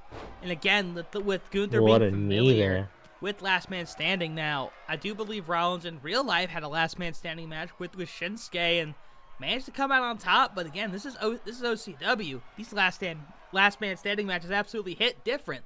They feel like you're getting hit with a ton of stairs and what an electric chair by Rollins, and looking for that Phoenix Splash, possibly? Yes, he does! What a picture-perfect off Phoenix to Splash. a very hot start, but again, this is a last man standing match. Honestly, knowing Gunther, that might not even be a solid 2. And the referee didn't even start counting the 1. Even he knew that Gunther wasn't going to stay down for long. Seth Walker there. Haven't seen that in a while. But Gunther's still getting up, still fighting, and Rollins is about to be in a very, very bad way. He's absolutely fired up. The beast that is Gunther, and a drop kick. Drop kick by Gunther there. Possibly the biggest drop kick in the business. Definitely put some hair on your chest, Gunther. Oh, Rollins flips out into Rollins countering. First DDT, almost outlaw Scorpion death drop. Shout out to the man whose career he almost ruined. And Sting, and punch to the back of the neck. To the back of the neck. I keep hearing bangs. I really hope it's just my cat fucking running around. I hope my neighbors don't hate me. Anyways, he's got the sledgy. He's got the sledgy. Dueling Papa H's could soon commence. Yeah, I'm getting a knock on your door or a complaint letter. I think you're right. Dropping him on his neck onto the top rope there. And and Rollins, you have to look out for that sledgy. You have to look out for the Papa H and able to avoid it, at least for now. That sledgy sitting there. Some back fists and chops. Chop again. More chops. God. Gunther has literally caved in people's chests with those chops. I'm looking to cave in more than just the chest, but Rollins chops the tree down at its lowest point. A chop of his own, Rollins here. Gotta work on the legs and lower body of Gunther. That's where most of his power base comes from. And of course, using one of many legal weapons in this match, a punch to the back, and Gunther falls over that barricade, dude. That shit has to fucking hurt. But Gunther absorbing the hurt, like, oh Jesus Christ. And Rollins in upstairs. Something he's very familiar with. Gunther and stairs, man. Gunther and stairs. Like peanut butter and Seth jelly. Rollins and no. Also has quite a storied history with stairs, in that eye for an eye match. Yeah, don't remind me. I mean, all that shit was just an Extreme Rules match with extra steps. There was no need. You could have you could have done the eye spots and then be like, all right, fucking Extreme Rules. He had to gouge out Rey Mysterio's eye, bro. I don't know if you can actually reattach an eye. I think that's about as ludicrous as fucking second roof theory. No, you can reattach an eyeball. Okay. Not as insane as second roof theory then. No, second roof theory is wild. And Gunther, I mean, we've seen Gunther use stairs, but Gunther didn't wait to hesitate even to pull out weapons. Gunther is someone who finds the squared circle to be very sacred, but these are the lengths that Seth Rollins has pushed him to. Gunther will now use weapons all willy-nilly if it means that he keeps the pride and joy of the galaxy around his waist. But Seth Rollins saying, no, I want that shit around my waist. Seth now taunting. Count 2. 3. Seth knowing that's not enough, picking up Gunther. Possibly smart, keeping the advantage, dumps him out. But what's Rollins got on the brain? What does the architect, the visionary, the messiah, the man, the myth, the legend, motherfucker, what does he have in store? Whatever it is, Gunther's trying to put all kind of stops to it for all intents and purposes. Now, Snake Eyes on the apron. Arm's gotta hurt. I mean, all this has to hurt. And, oh, Gunther trying to Choking him out now. choking the life out of Rollins. And I mean, we've seen this happen, you know, with Lance Archer before against Miro. You know, you can tap if you want. It's not gonna do you any good. Rollins is back up though. Oh, but Gunther takes him out. What a wicked clothesline. Referee gonna start counting. And Gunther, he's got options. He's got Papa H. He's got a kendo stick. He's used that kendo stick a time or two. And looking at Gunther, he seems to be contemplating if he wants to pick the weapons up. Rollins count of 7, count of 8, and that got close. Rollins maybe having back issues, or was it a ruse into the barricade? Now picking up the kendo. Almost tripping over the ropes. Oh, Gunther says, "Give me that. Give me that." Snatching it from Rollins. I mean, just took it to him like taking a fucking lunch money. And Rollins broke it on his back. And Rollins is down by the stairs. Those stairs possessing a very, very powerful aura. Referee stutters, count of 5. Quickly to the count of 6. Rollins needs to get up here. Referee's counting fast now. Count of 8 Count again. of 8 again. You're right. And now nothing but a broken kendo stick where Gunther thought the remains of Seth Rollins was and dumps him on his back. Powerbomb. Gunther picking him up again. Wait, Rollins counters though. Rollins. And into the barricade, Gunther goes again. And a right.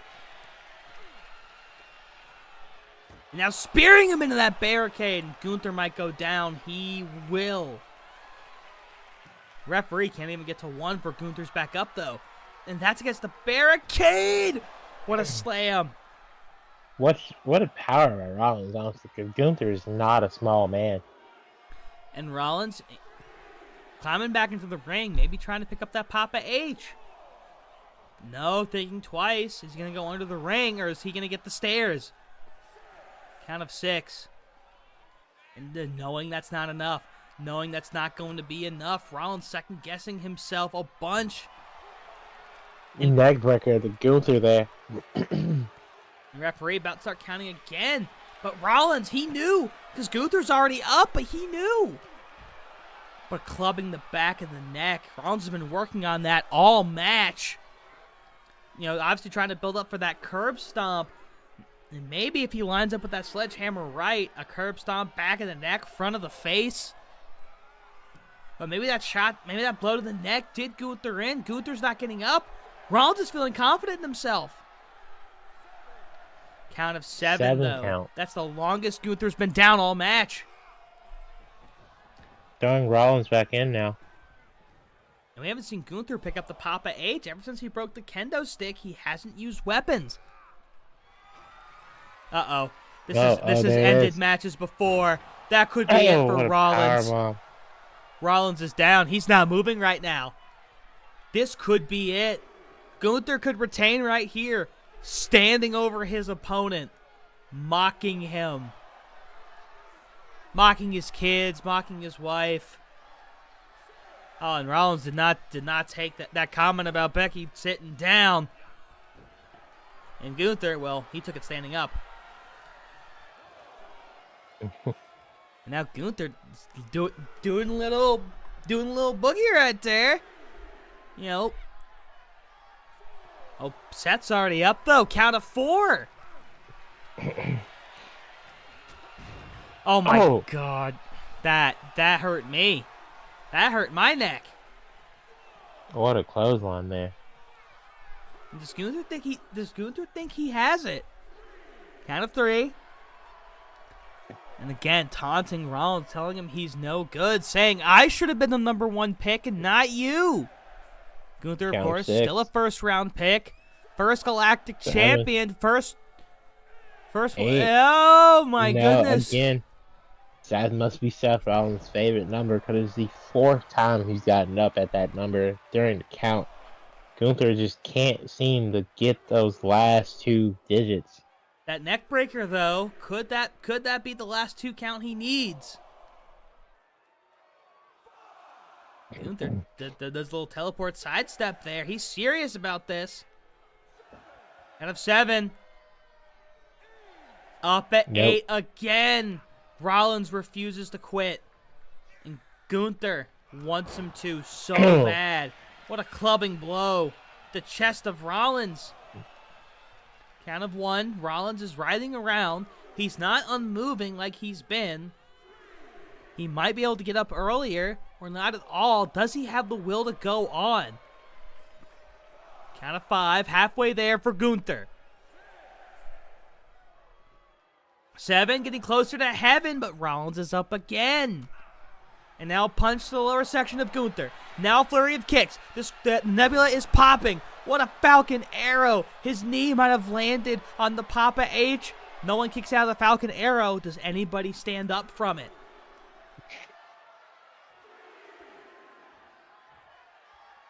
Count of 5 right now. Oh, not No, even count that. 4. Count of 4. Rollins back at it, though. And Gunther's down again. We've got to see a bigger maneuver here. Obviously, Gunther with the powerbomb, but we've yet to see that curve stomp.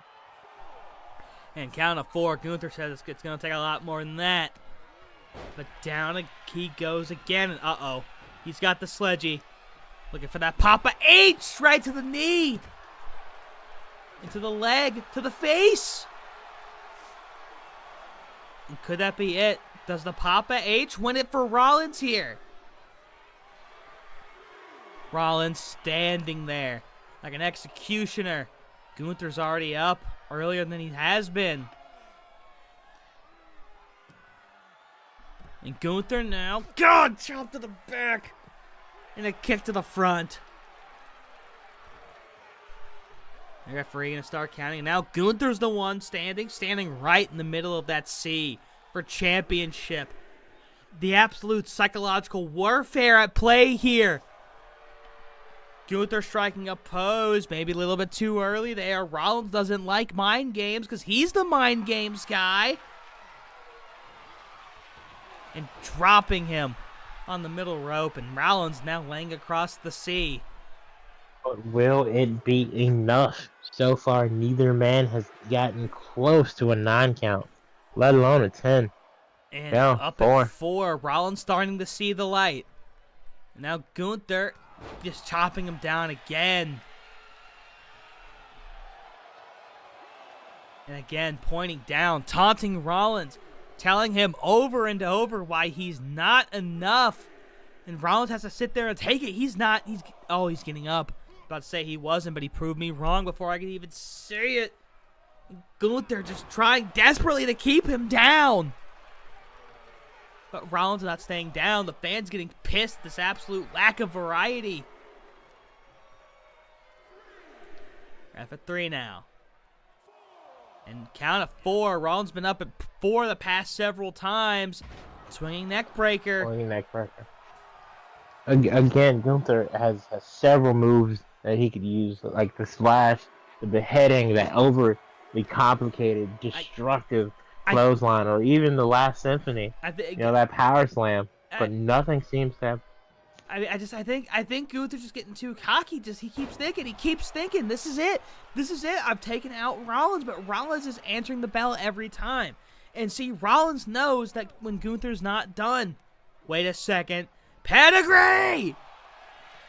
That could be it. Gunther's breathing, but he's barely moving. He's used the Papa H, now calling up to Triple H himself. 3. Could Seth Rollins become the Galactic Seth picking up King? Gunther. No. Eyes rope to the corner. Oh, wait a second. Could he be? Wait, no. Middle rope stomp! Stomp! That's gotta be it. This could be it. I think Seth made the right move here. Gunther's down. He knew that pedigree Not wouldn't moving. be enough. Not So he moving. set him up for that middle rope stomp. The extra elevation might have officially done it, ladies and gentlemen. Count of 5. 6. Match is his highest. 8. Gunther not up at 8. Gunther 9. not up at Gunther's still down. 9. Seth 10. Rollins is your new Galactic Champion. And if you notice, Gunther up at 11, but 11's not to count. And We have a new Galactic Champion, and with that, Gunther goes to the back of the line. Seth Rollins has won the final symphony. Seth Rollins stands atop OCW Pride. 2-time Galactic Champion. And what a match. What a match. What a way to end Overdrive programming tonight. Say what you will about the constant back and forth, but one thing can be said now. We're in the era of Seth motherfucking Rollins. He has slayed the beast once again. What a match, ladies and gentlemen. What a card and what a night for Overdrive in general. Absolutely astounding. I'm looking forward to next week. We've got new champions. We've got announcements. We've got championship matches. We've got tournament continuance. All the good stuff. With that being said, I, for one, am the PNG of Power of Life Storm. And for Stanley Brewer, thank you for watching. I got nothing else to add. I'm speechless. Thanks to everybody once again for a phenomenal night of programming. Of course, you can catch all the replays on the Overdrive playlist on the Channel 69 YouTube page and catch us streaming every Wednesday night. That's all I have to say. We're in the era of Seth Rollins. And once again, the landscape of OCW has changed. We will see y'all again next week.